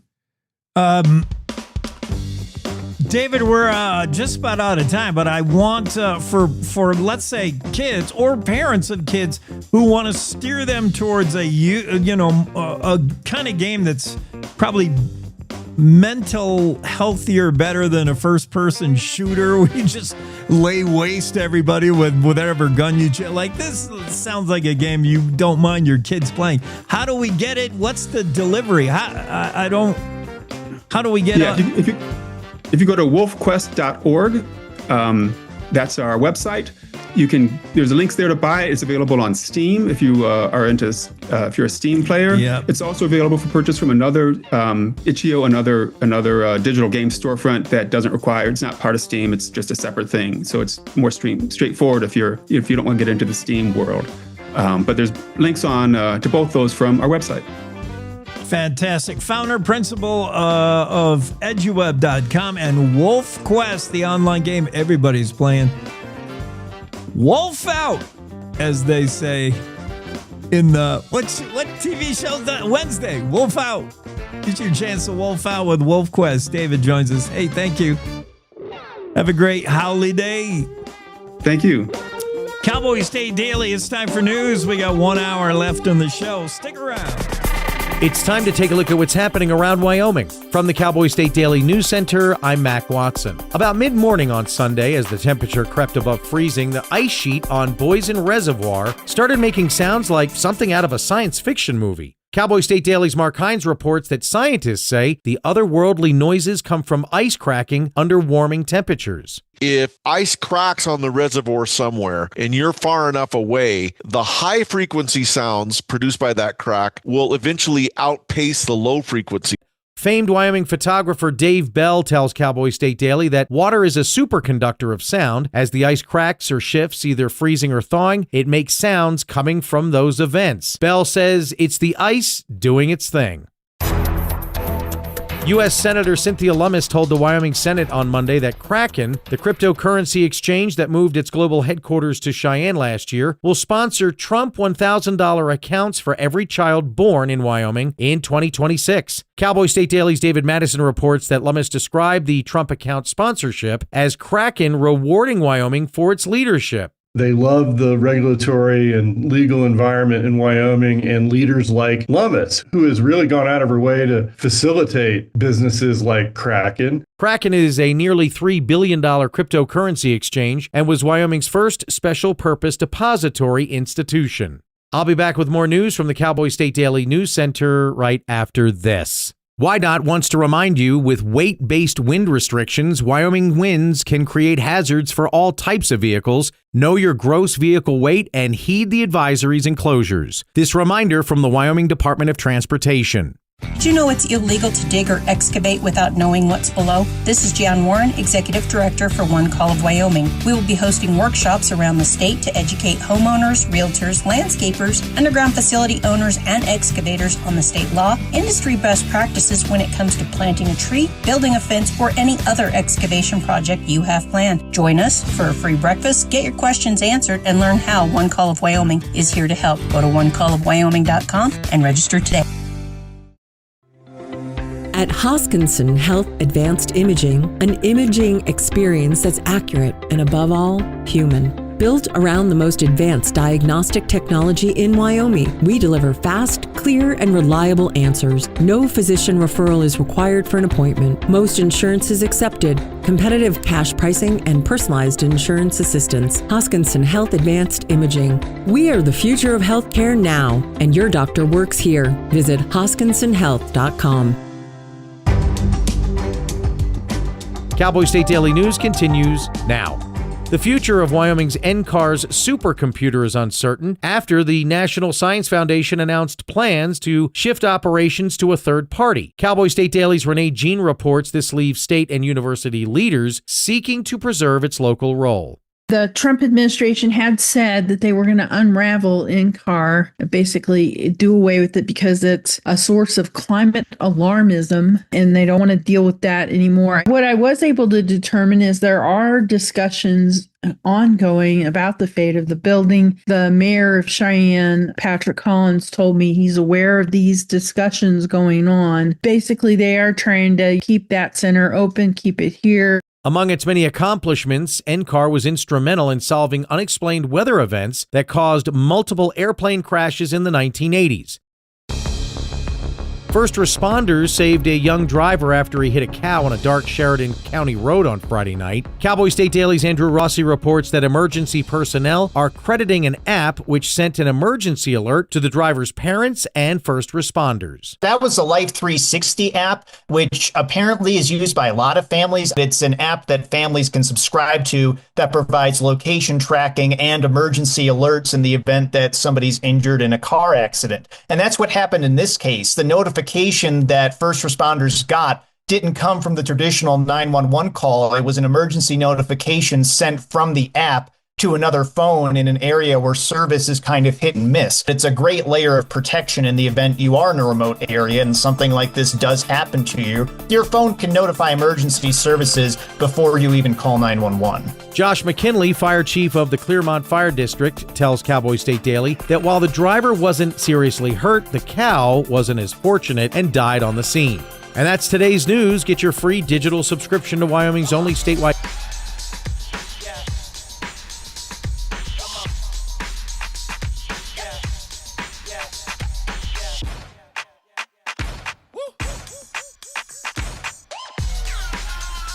You're not going to get it all right. Just make sure you nail the big stuff, like making sure your kids are in the right seat for their age and size. Get it right at nhtsa.gov/the-right-seat.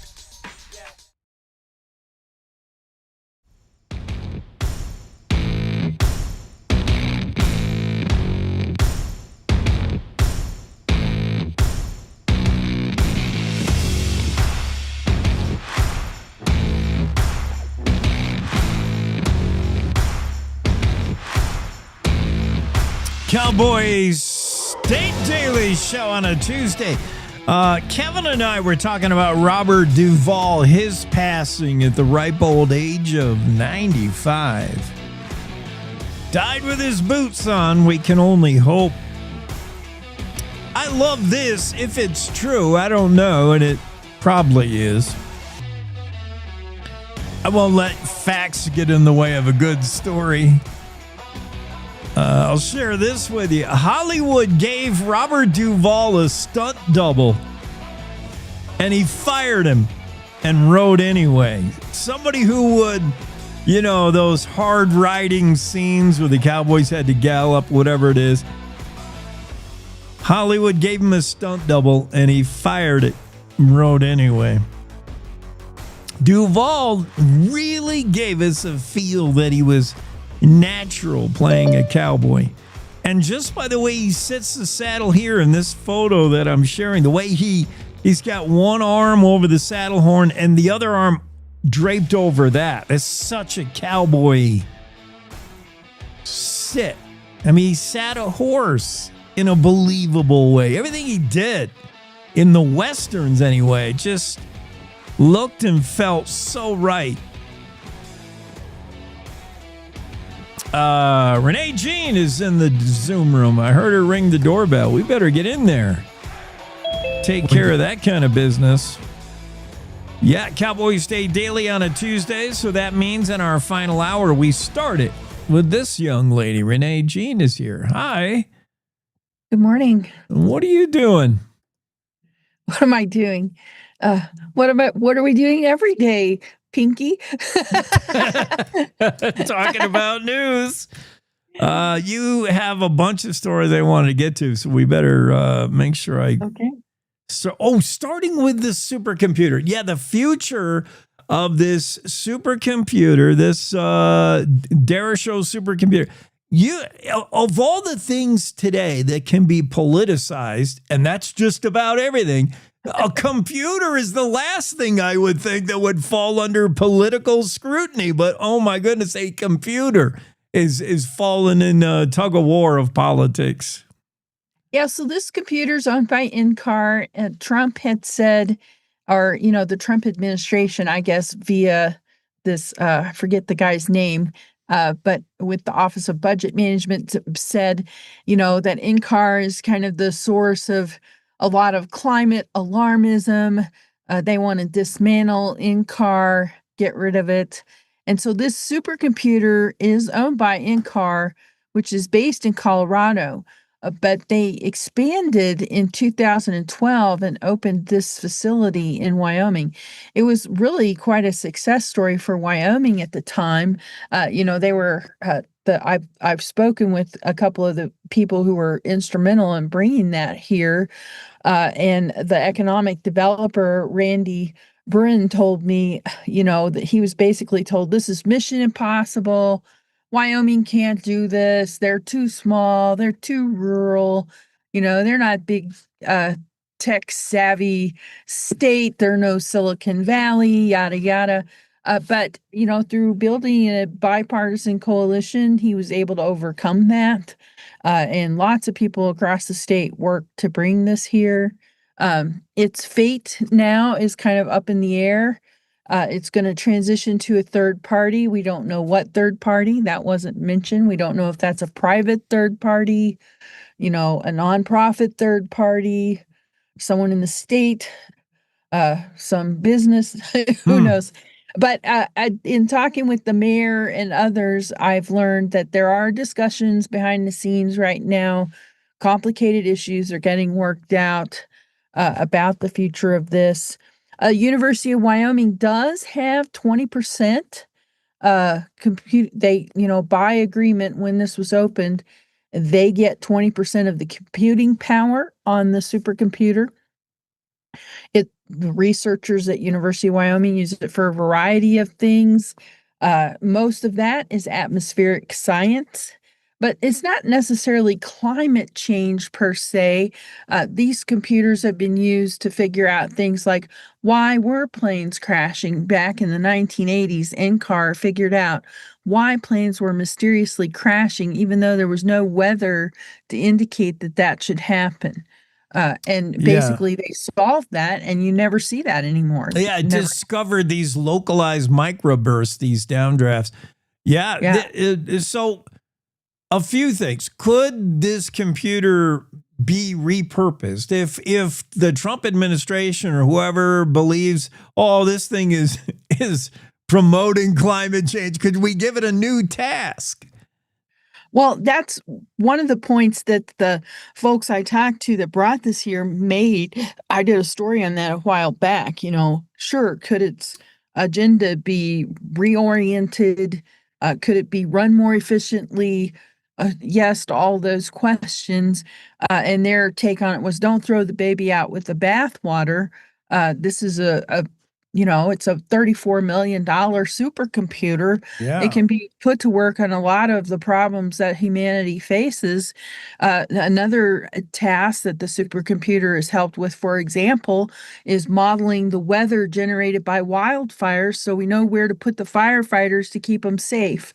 Another project that I was told about yesterday, the computer has looked at the movement of drugs across the U.S. border. So this supercomputer can be used for a lot of different complex problems. And it's used by a lot of different researchers. It's served over 4,000 different researchers, all kinds of projects. Ooh, yeah, that's interesting. So I have two more questions. One, we know about it. I don't know to what degree you may know the answer, Renee, but there's every month there's new advancements. There's this quantum computer. What I'm saying is a supercomputer of yesterday is suddenly a junker today when you look at new advanced stuff. So I mean, right? is there a point where this nominal supercomputer that was the first of its kind, maybe in Wyoming, we're going to see the first of its kind? And what do you do with computers when they're no longer like fast enough? And do we take a wrecking ball to it? So this is not the first of its kind in Wyoming. This is the third iteration of the in-car supercomputer in Wyoming. Derecho was installed in 2023, the end of 2023. So it's relatively new. It's at the beginning of its investment lifespan. Its predecessor, the Cheyenne, that ran for 7 years. And when they were finished with it, they sold it. So, it's still a supercomputer. It's still super fast. It still does a lot of computing power, and they're valuable. So they sell them, and then they upgraded to this next one. And I don't remember what that was sold for, but, it's like a 47-ton computer.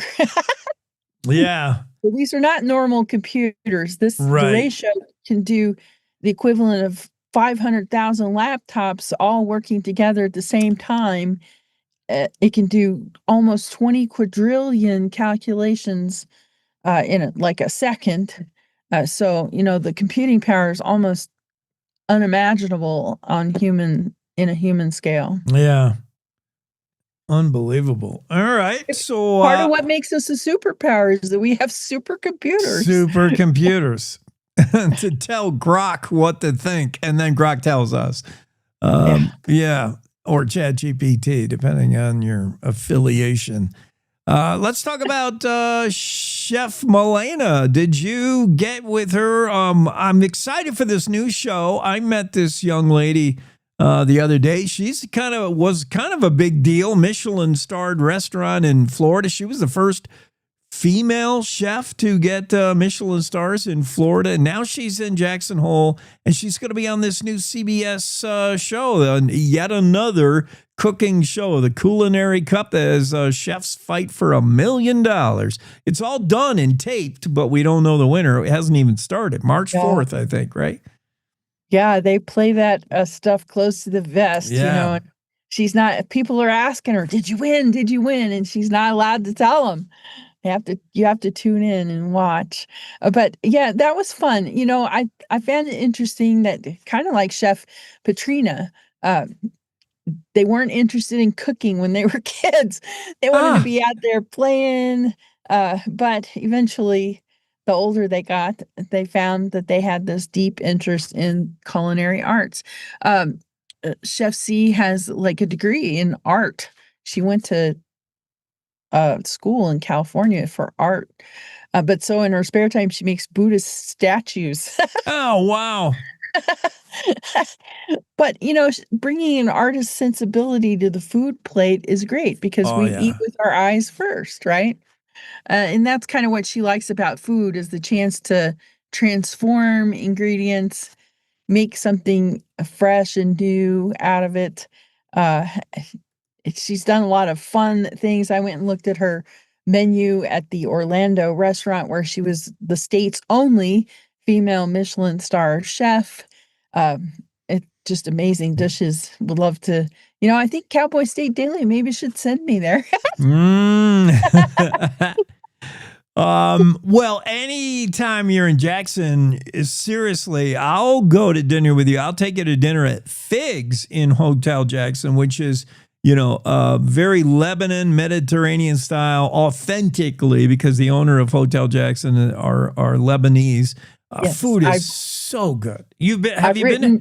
Yes, I've written about them, and I've been there. It's one of my favorite restaurants in Jackson. Yeah.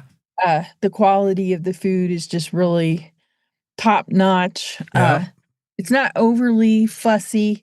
I like that about it. They're not in your face about, how high end we're being here. Right. Or what wine pairs with this. And you can eat with your fingers like maybe you would in Beirut. I don't know, but the food is so good. And they're sourcing ingredients from all over the world. I find that interesting. Yeah, they're a very interesting restaurant. Chef C competing in the CBS show. You're going to see it. They got a great lead in with that Survivor thing going on at 50th. So, yeah, should have a lot of viewers to start. And the chef I asked her did you win? And I tried to read. I knew she wouldn't say yes or no, but I tried to read into her answer. I don't know. Trying to watch the eyes blink. Yes, I can't tell. She is driving a fancier car nowadays, so maybe that's an indication. No, I don't know that. She wants to shake up your food scene, Jake. In her opinion, Jackson is known for its outdoor sports and skiing, but not so much its food. Oh, she wants to change that. She wants people to go to Jackson because of the food. And by the way, I went skiing at, Yeah, make that be the afterthought. Oh, yeah, I saw a grizzly bear. But before that, I ate one at the, I don't know. But yeah, I'm excited for her. And like you said, didn't start right out like wanting to be a chef. In fact, I love the way she worked her way up at the Orlando restaurant. Like she started on the line, right? She was like a sous chef or something. Yeah, she said she was a chef, but not a beginning chef. I don't know the hierarchy there. So yeah. So I just had on earlier today, Wendy Schuler. Senator Schuler is Uintah County's lifelong Evanston educator. And I talked to her a little bit about your two stories about this Prometheus. They're in the news almost every week. Trenton Thornock, Prometheus, all the things they're doing. They're talking about how Trenton wants to do things really right for the state of Wyoming and hire from within, train from within, draw on local talent pool. That's all good news. We saw that story by Renee Jean. What about this new, what are you going to do with all this data center stuff? You got to talk with Meta and Microsoft and folks who really need it. Where are they in that? Well, they've signed a lot of non-disclosure agreements, so I didn't learn of this really from them. It came up in a Uintah County Commission meeting, though, that the county commission was sending letters of support for the data center to Microsoft and Meta. So, it's pretty obvious then that at least two of the data center customers they've been talking to are Microsoft and Meta. So maybe, it's kind of like a balance beam, right? We need a Microsoft or a Meta at the other end of the state. Yeah. We're getting a little Cheyenne heavy over here. Yeah. Interesting. I like the way, you're not going to hear it from Prometheus and from Trenton because, they got to sign all kinds of deals. But, if you keep your eyes open as a reporter, you can learn things a different way. Well, that's the game, isn't it? We're just constantly coming through every little piece and scrap of public stuff that we can to find out what the heck is going on in our state. Let's go back in the kitchen for one more story. Everybody's doing the beef tallow now. We're cooking in it. We're oil in it, frying in it. Beef tallow, is it really better tasting, better for you? It's a return to beef tallow. It's everywhere. Well, so the debate continues about whether it's healthier for you. And I'm not really going to wade into that. People have their beliefs based on whatever whatever rabbit hole of the internet they've fallen into, right? Yeah. Plenty of nutritionists will tell you that it's still implicated in heart disease because of the saturated fats.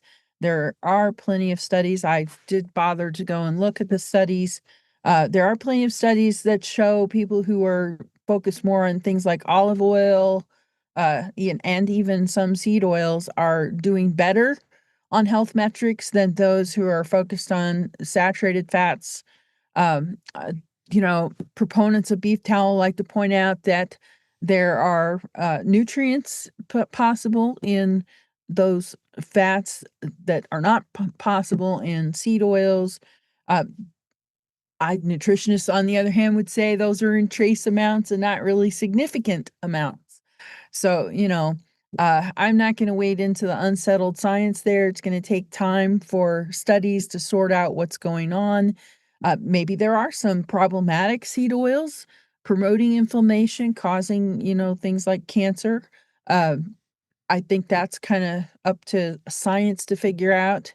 Hopefully, studies that are not paid for by some company that's wanting, kind of cherry-picked science, which in my mind is not science. It's not science to cherry pick your facts. You got to look at the whole picture. But leaving all that aside, what I thought was interesting is, hey, does it taste better? Because one of the things I've heard often from dietitians is when you eat satisfying food, you feel fewer food cravings. You're less likely to snack and overindulge later because you just, you took care of it, whatever it was, by eating food that was tasty. And, so I thought it would be fun to go figure out which one is really tasting better. And I think it was kind of a mixed result, if I'm honest. It kind of depends on what I'm eating with the fries. Like if it's a big hamburger, I think the beef tallow has the superior taste, probably. It fits in better with the meal. If you're dipping it in a chocolate milkshake, it's definitely better. But, if you're serving something kind of light, that's not beef related, maybe the other fries make more sense. A little less of that assertive beef flavor taken away from the rest of the meal. I could see that. They were crispier too. The seed oil fries were crispier. Okay. All right. Well, that was going to be my big question to you. Usually when we talk about chug water, it's all about the chili and the chili cook-off.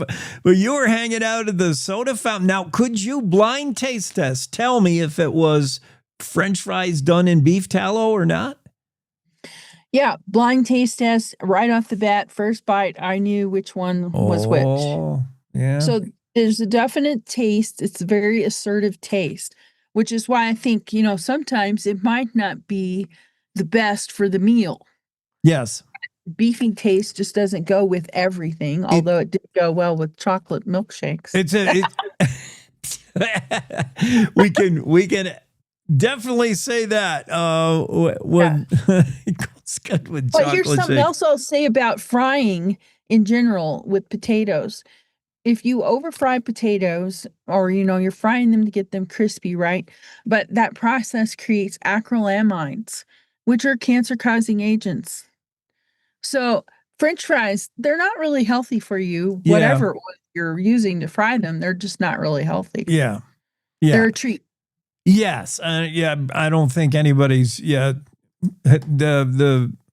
health concerns when you're having your fries, they're not top of the list. So beef tallow or seed oil. Yeah.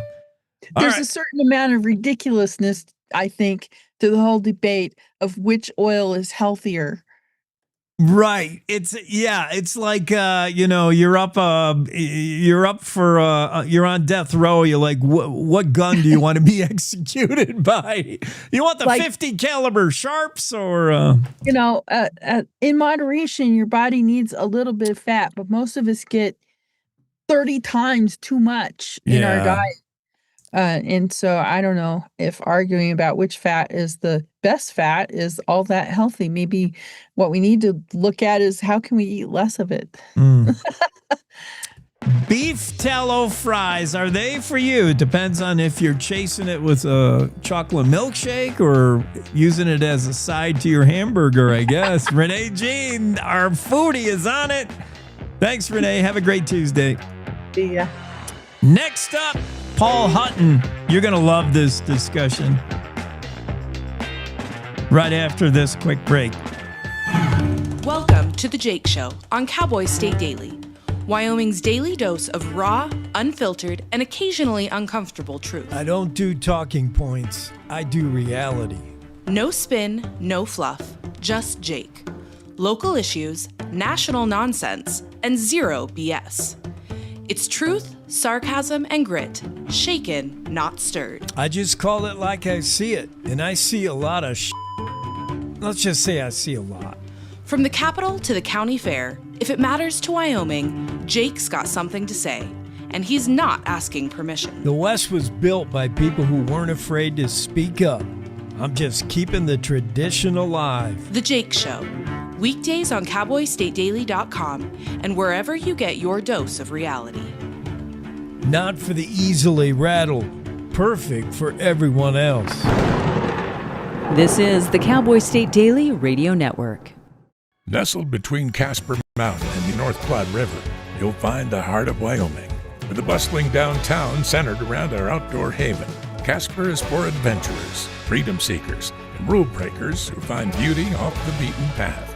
So if touchable history, a vibrant community, and uninterrupted outdoor recreation define your travel itinerary, allow us to welcome you to the one and only Casper, Wyoming. Plan your trip at visitcasper.com. All right, look at you taking the stairs. Who are you? We're your lungs. We are proud of you for quitting smoking, but you still may be at risk for lung cancer. A routine cancer scan can detect it early when it's more curable. Good to know.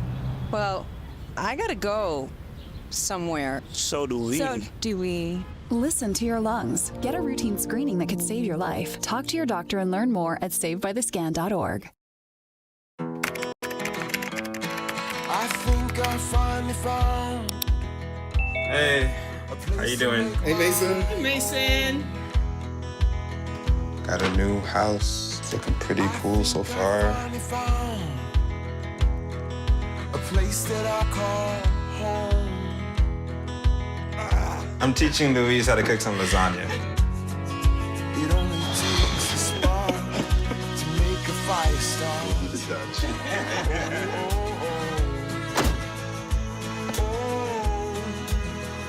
Thank you. Study, please.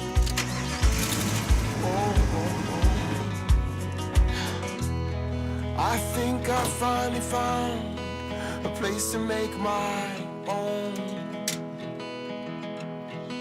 A place that I call home. This place that I call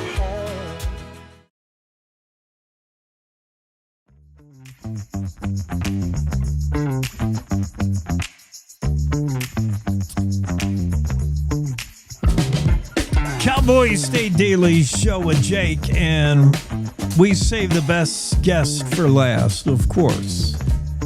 Also, before we get to Paul, our listeners did chime in. I'm too late reading these answers, but for a minute I couldn't think of the Robert Duvall movie that I love so much. It's Open Range, as one of our listeners pointed out. Duh, Open Range. Great. Paul, you probably, as a Western historian, you probably enjoyed that one. That was a good one.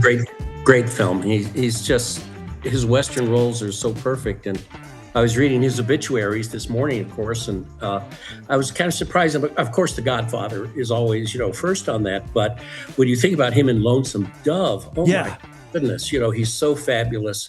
And, he's the villain in True Grit with John Wayne. Oh, that's right. I forgot about that. He's Ned Pepper. Yeah. He's perfect, as he was in everything. Yes, he's so right for the part, as they say in Hollywood. If it requires wearing a cowboy hat and playing like 1880s cowboy, that's Robert Duvall. He did it naturally. We're going to go back to that era, 1880. We're going to go back even further. We're going to do Undiscovered Country, The Undiscovered Country. This is the author, Dr. Paul Andrew Hutton, is with us. You can find him at his day job, probably in Cody at the Buffalo Bills Center of the West these days.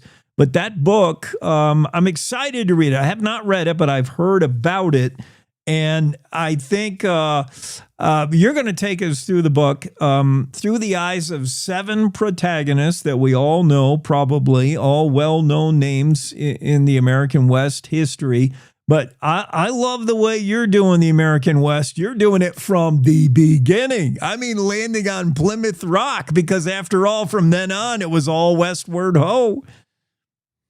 Well, that's right. And one of the things I wanted to do in the book as we approach, we're in our 250th anniversary as a nation, is to show how Western history really is American history. So the story of the American frontier, to me, defines the story of America. So indeed, I begin the book in Pennsylvania in 1755 with Braddock's defeat.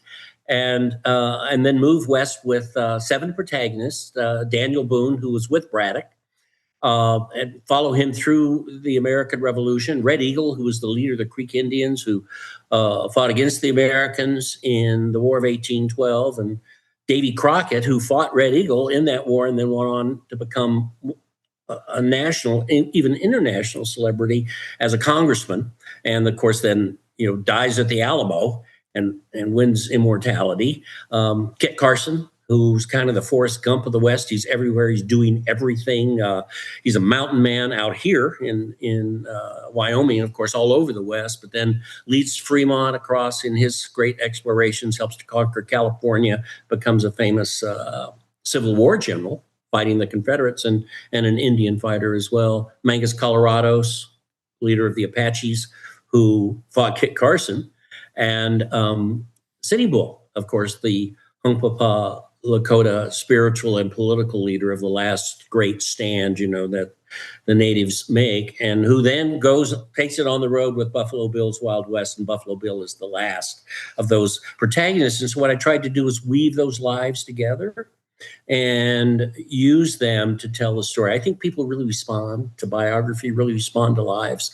And, speaking of movies, it's kind of like, I don't know if you remember the old 1962 film, How the West Was Won, which kind of had the same structure, used these various lives, to tell the whole story of the West. So yes, and through many of us learn the story of the West through sensationalized Hollywood movies and maybe some Louis L'Amour novels, maybe some things that took liberty with the people and the stories of the West. How authentic and how important was it to be authentic, warts and all, with our history? Well, that's one of the balances I tried to reach in the book. I feel that there's been kind of a sea change in the way we tell the story of the West. There's a lot of angst, a lot of guilt going on, and I don't ignore the problems of westward expansion. I mean, they're terrible environmental problems. What happens to Native American people, of course, is a huge tragedy, although sort of inevitable in terms of, an onrushing civilization that is going to overspread the continent. And that's why I used my 3 Native protagonists, so I can give the other side of the story, from their point of view. But ultimately, my book is, I think, a story not only of triumph, but of tragedy, but triumph kind of wins out because it is kind of the story of America. It ends with Buffalo Bill and his life as a scout, but then even more importantly, his life as a showman, because, he takes it all on the road for 30 years and his show becomes a sensation all around the world and really defines the character of the American nation for people everywhere. And so you can't underestimate his importance. That's why I'm so happy to be here now at the Buffalo Bill Center of the West. Yeah, Buffalo Bill, Cody. And I guess when we're talking about him, the $64,000 question is, what motivates you to name your rifle after a Italian poisoner from the 15th century? And I don't think Bill knew enough about I don't know Italian history to pick up on that. But there was a play at the time by Victor Hugo that was very popular called Lucretia Borgia. Yeah. And so we're pretty sure that's where he got it from. But he was great at names. His horse that he rode in his buffalo hunting days. And, his days as a buffalo hunter were before the slaughter of the buffalo. He was hunting for the railroad to feed the railroad workers. And he's really kind of only in that business for a year, although he is a famous hunter. And he named the rifle Lucretia Borgia, which is on display in the museum. I was going to ask you if you have this is a 50-70 caliber Springfield model 1866 rifle. You have it there at the center? Yeah, it's a conversion, so it's a trapdoor, but still he hunted Indian style. He hunted from horseback. And with a single shot rifle. You just imagine it. And it's so dangerous. But he had it worked down to an art form. And the railroad workers gave him his name. They had a little song, Buffalo Bill always shoots and shoots to kill. And the company pays his Buffalo Bill. I mean, it was just a little ditty. And that's where his name came from. And of course, it got picked up on by, Eastern writers, and off he went.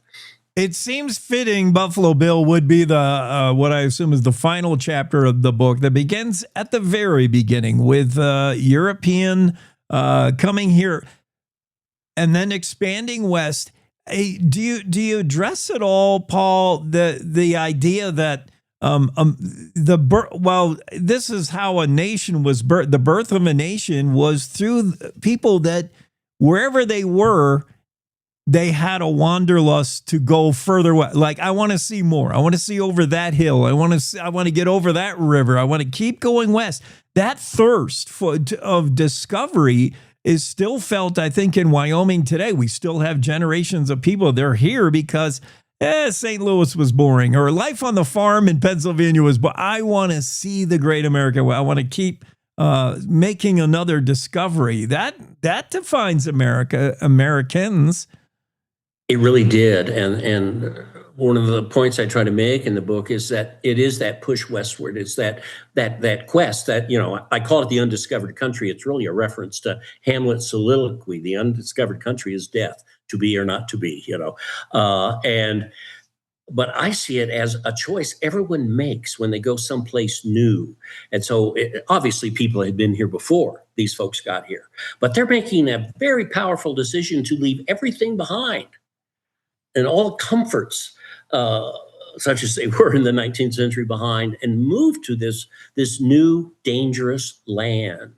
And when I moved to Cody, I really felt almost like I was going back in time to the 1950s, 1960s. And it's comforting to me. It wouldn't be for some people, but I just love it. I love the culture. I love the sense of community. And these are all kind of throwbacks to that frontier era, to that sense of kind of individualism, self-reliance that came to define the American West. And I started in the colonial period because I want to show how George Washington, Benjamin Franklin, these leaders of American society and leaders of the Revolution were also obsessed with Western land. And in fact, the question of Western land was one of the things that brought on the Revolution. The British drew a line at the Appalachians that said no settlement beyond this. It's going to be, vast Indian reserve, not because they were sympathetic to the natives, it's because they wanted to control the fur trade.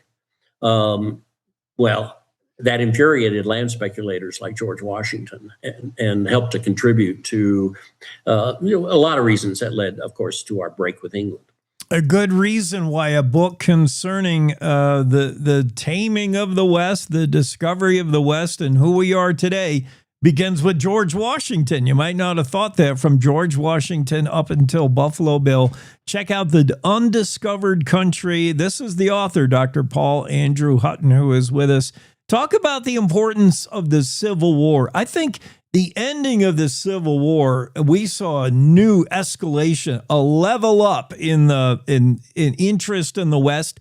After that Civil War, a lot of folks came out West. Well, and what a lot of people don't understand is the critical role that Western land played in bringing on the Civil War. And in fact, Buffalo Bill is involved in that because his father is strongly anti-slavery during the time in Kansas when there was almost a mini Civil War in Kansas, and he's murdered by a pro-slavery man. And so Cody kind of saw his father as the first martyr, in the struggle for freedom. And then he fights, of course, as a teenager in the Civil War itself. And it was after the Mexican War and, the conquest of California, New Mexico, Arizona. The great question began, well, will these new territories be slavery free?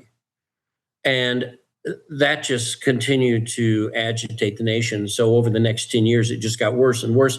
The slave owners demanded the right to take their property, as they called it, into federal land. And of course, others wanted to stop that. The Supreme Court ruled that no, people have a right to take their property anywhere they want, if it's controlled by the federal government.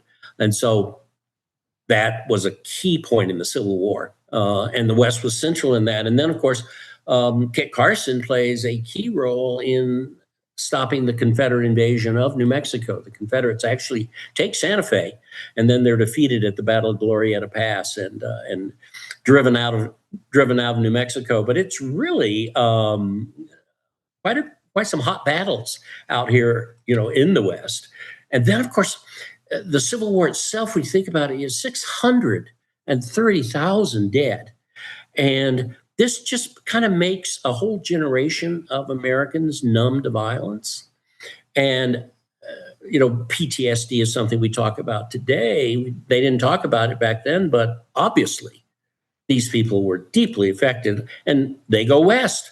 They're going to build the railroad. Lincoln has put through the Railroad Act. He's put through the Homestead Act. He also put through the Morrill Act, which provided land grants to colleges in the West. And so all of this, contributed to this great push west that occurs after 1865. It had taken 300 years to get to that point, and it took 25 years to finish off the settlement of the West. An amazing, amazing achievement. The push west is always fueled by the desire to recreate, reinvent yourself, and that was never more prevalent than post-Civil War era, definitely. I want to talk about Fremont. My initial introduction into Fremont was learning of his life and his discoveries, all his expeditions, which led by Kit Carson. He was the little Pathfinder. Fremont was the Pathfinder. Right. But my initial Fremont was the German photographer attached to his unit who didn't care much for Fremont and had things to say, like he thought Fremont couldn't find anything if left to his own devices, and he was lucky he would live through half the stuff he did. And then I read another book about Fremont, and I was surprised by how much of his life was more than just his discovery. He was a guy who could live in Washington, D.C. and do politics, go out in the middle of nowhere and discover stuff, and then very well could have been a president if not for Buchanan. What a fascinating guy. Him and Kit Really Carson. Fascinating. Yeah, and kind of forgotten in American history when you think about it, considering how important he was at one time. Yeah, and you're right. I love his cartographer, Proust, the German, who in his diaries complains about the food all the time. He complains about how loud the other guys are snoring at night in their tents. I mean, it's just hilarious. He didn't want to be there, no. Yeah, he didn't want to be there, but he did great maps. Yeah. And, Fremont becomes really a celebrated American. Of course, he marries the daughter of Thomas Hart Benton, who's one of the leaders of the Manifest Destiny movement and a very, very powerful senator. And the expeditions are all highly successful. He's instrumental in the conquest of California. He gets into a snit with his commanders, his military commanders. He's a 30-year-old kid, and he's achieved all this fame, and they're a little jealous, nervous, whatever you want to say, and they court-martial him. So he's court-martialed for disobeying orders after he's conquered California. And he resigns from the army and eventually comes back to this, of course, as the first Republican candidate for president of the United States. His strong anti-slavery feelings, though, dooms his campaign, and the worst president we've ever had, James Buchanan, is elected. If the country falls apart and 630,000 people are killed on your watch, you're the worst president. Yeah. So, thank goodness. And that kind of shows that this is something I think that comes across in my book as well, and something that's always fascinated me. A lot of academic historians want, which I was for 48 years, want to say that, oh no, it's all great movements, it's Marxism and socialism, and the individual isn't important. Oh, give me a break. You look at James Buchanan, how he handles the crisis of the Civil War, and then Abraham Lincoln. Yeah. And how Lincoln redefines the nation and wins the Civil War, saves the Union, frees the slaves. My goodness, don't tell me the individual doesn't make a huge difference in history. The individual, one person in history definitely could change a lot of things. History itself could have been changed if not for a few things. We're talking today about celebrating the 250th of the U.S. in America. What a point to reach. I wonder in the book, Dr. Hutton, when we talk about winning the West, when you win the West, it means there's a loser somewhere. Also, at the same time, Europeans were moving westward, before that, actually, well before that, there was Spanish entrada up from Mexico. There could have been very different scenarios in America today. Had Native Americans continued, not lost out to white Europeans, had the Spanish influence been more powerful, it could have been, we'd be writing a different story. How did you approach that in the book? With no apologies, this is how America got to be, but yet respecting what others, Spanish, Native Americans, whatever it happens to be? Well, all of my protagonists are heroic. So, both my native protagonists and, of course, my white frontiersmen. And, they're certainly, when you look at Native peoples and how they're fighting for their very cultural survival, and not to mention, their basis on the land. Of course, there are conservative societies that are struggling to preserve a way of life that is doomed. I mean, there's just, Sitting Bull is wiping out Custer in 1876. The 150th anniversary of that is coming up in June. Yeah. And, my goodness, Alexander Graham Bell is showing off the telephone in Philadelphia that very summer. The airplane is 30 years away. You can't continue to control this vast expanse of land so you can hunt buffalo. Those days are over, but there's a horrible tragedy to that, and it's even worse when you go back and look at somebody like Red Eagle. I mean, the Creek Indians lived in cabins. I mean, they were so civilized. They owned slaves. I mean, they lived in many ways better than the white frontiersmen who were moving in, but they had incredibly valuable land. And when Eli Whitney, invented that cotton gin and changed the economics of cotton production, and thus the economics of slavery, that doomed those native tribes down in the southeast, which I kind of concentrate on in the book, quite a bit. That's the New Mexico coming out in you, I think. We're talking to Dr. Paul Hutton, for many, many years, distinguished professor of history at University of New Mexico, and he's now enjoying life in Cody at the Buffalo Bills Center of the West, interim curator. Plans to stick around there, Dr. Hutton? You like it? Oh, we love it here. We absolutely do. And I've been on the board of the center for the last 20 years. And so we're very familiar with Cody, and we just always try to figure out a way to move here. Most people want to move, where it's warm. You're going backwards. In their retirement age, but I'm flipping that scenario. Although I taught at Utah State University up in Logan, Utah. That was pretty frosty up there. And I swore I would never go north of Santa Fe again, but alas, here we are. But yeah, we love it here. And we think we're gonna stay a while. And I'm like a kid in the candy store, in the museum. We're doing some great things. We've got, Buffalo Nation coming in as our 250th anniversary exhibit. The spotlight exhibits for that have already opened at the museum. It's going to open in August. Guns of the Revolution is coming up down in the Cody Firearms Museum. I'm doing a little exhibit called Little Bighorn 150 to kind of make notice of, the anniversary of the battle that is taking place just a little north of us. We're just doing a lot of wonderful things there, and it's just great to be a part of that. Very exciting, and talk about reinventing yourself. It's kind of what I'm doing here in Cody, and it's a thrill. It's exciting to be doing something fresh and new, but still related, to what I've done, and hopefully the success of the book, because it's doing extremely well, is going to help publicize our museum even more, because we've got to get the word out about who we are to the rest, to the rest of the country and the world, because we're such a treasure that we have here. Yeah, I think we're doing that with you, with the whole what Cody, the community, has planned for the 250th. I'll be interested to see the Little Bighorn, the Battle of the Greasy Grass, as it's known to the Sioux and Cheyenne.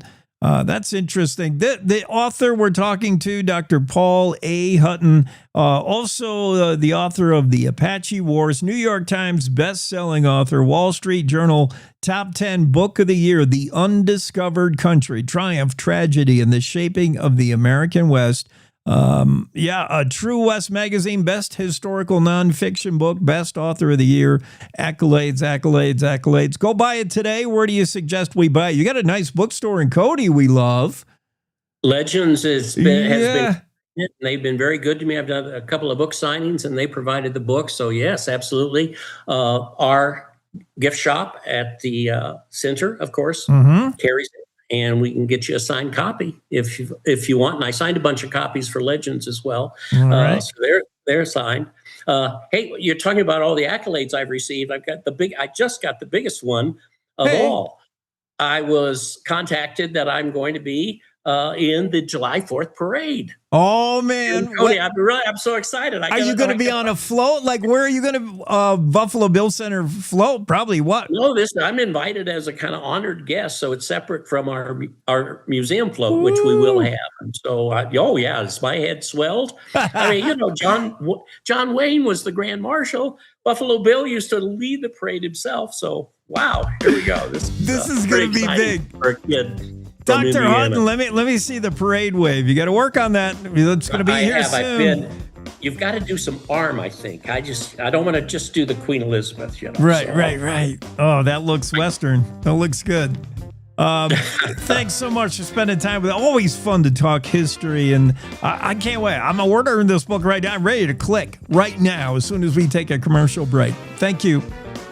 Thanks so much for having me. Appreciate it very much. Absolutely. One last break and we make a run for the finish line. Oh, look. Another national expert explaining Wyoming. Bless their hearts. Look, don't rely on national experts. We do it all ourselves at Cowboy State Daily Radio. Real news for real Wyomingites who actually live here. We tell it like it is, with headlines that hit harder than a spring blizzard and commentary that cuts through all the bull. Cowboy State Daily Radio. It's Wyoming news. No filter, no fluff, no kidding. You're listening to the Cowboy State Daily Radio Network. Wyoming is a place of unlimited potential, a place that inspires us to dream. Since 2014, Wyo Lotto has given back over $180 million to our great state through transfers, winnings, commissions, and more. Dollars that have gone directly into your cities, towns, and counties. Dollars that have changed lives and set dreams in motion. Thank you, Wyoming, for a legendary 10 years. We can't wait to dream up what's next.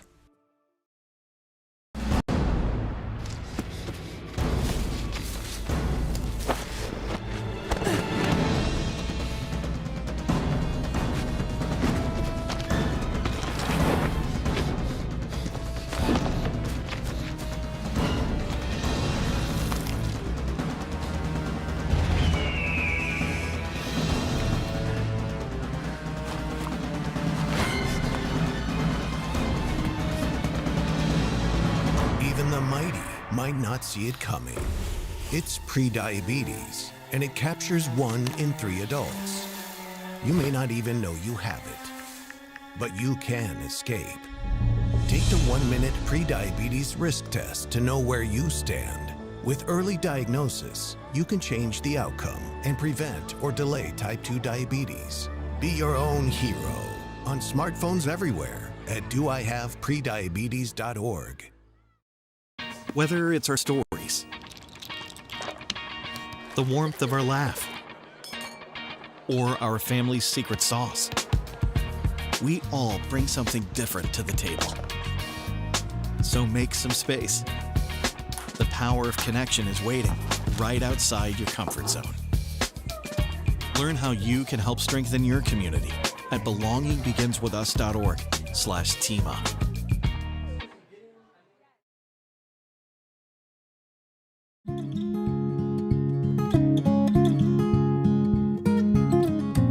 And we're back from break. Final few minutes of the Tuesday edition of the Cowboy State Daily Show with Jake. It's been fun. Fun morning. I was playing catch up all morning. I was like just a tick behind all day. I finally felt like I've caught up.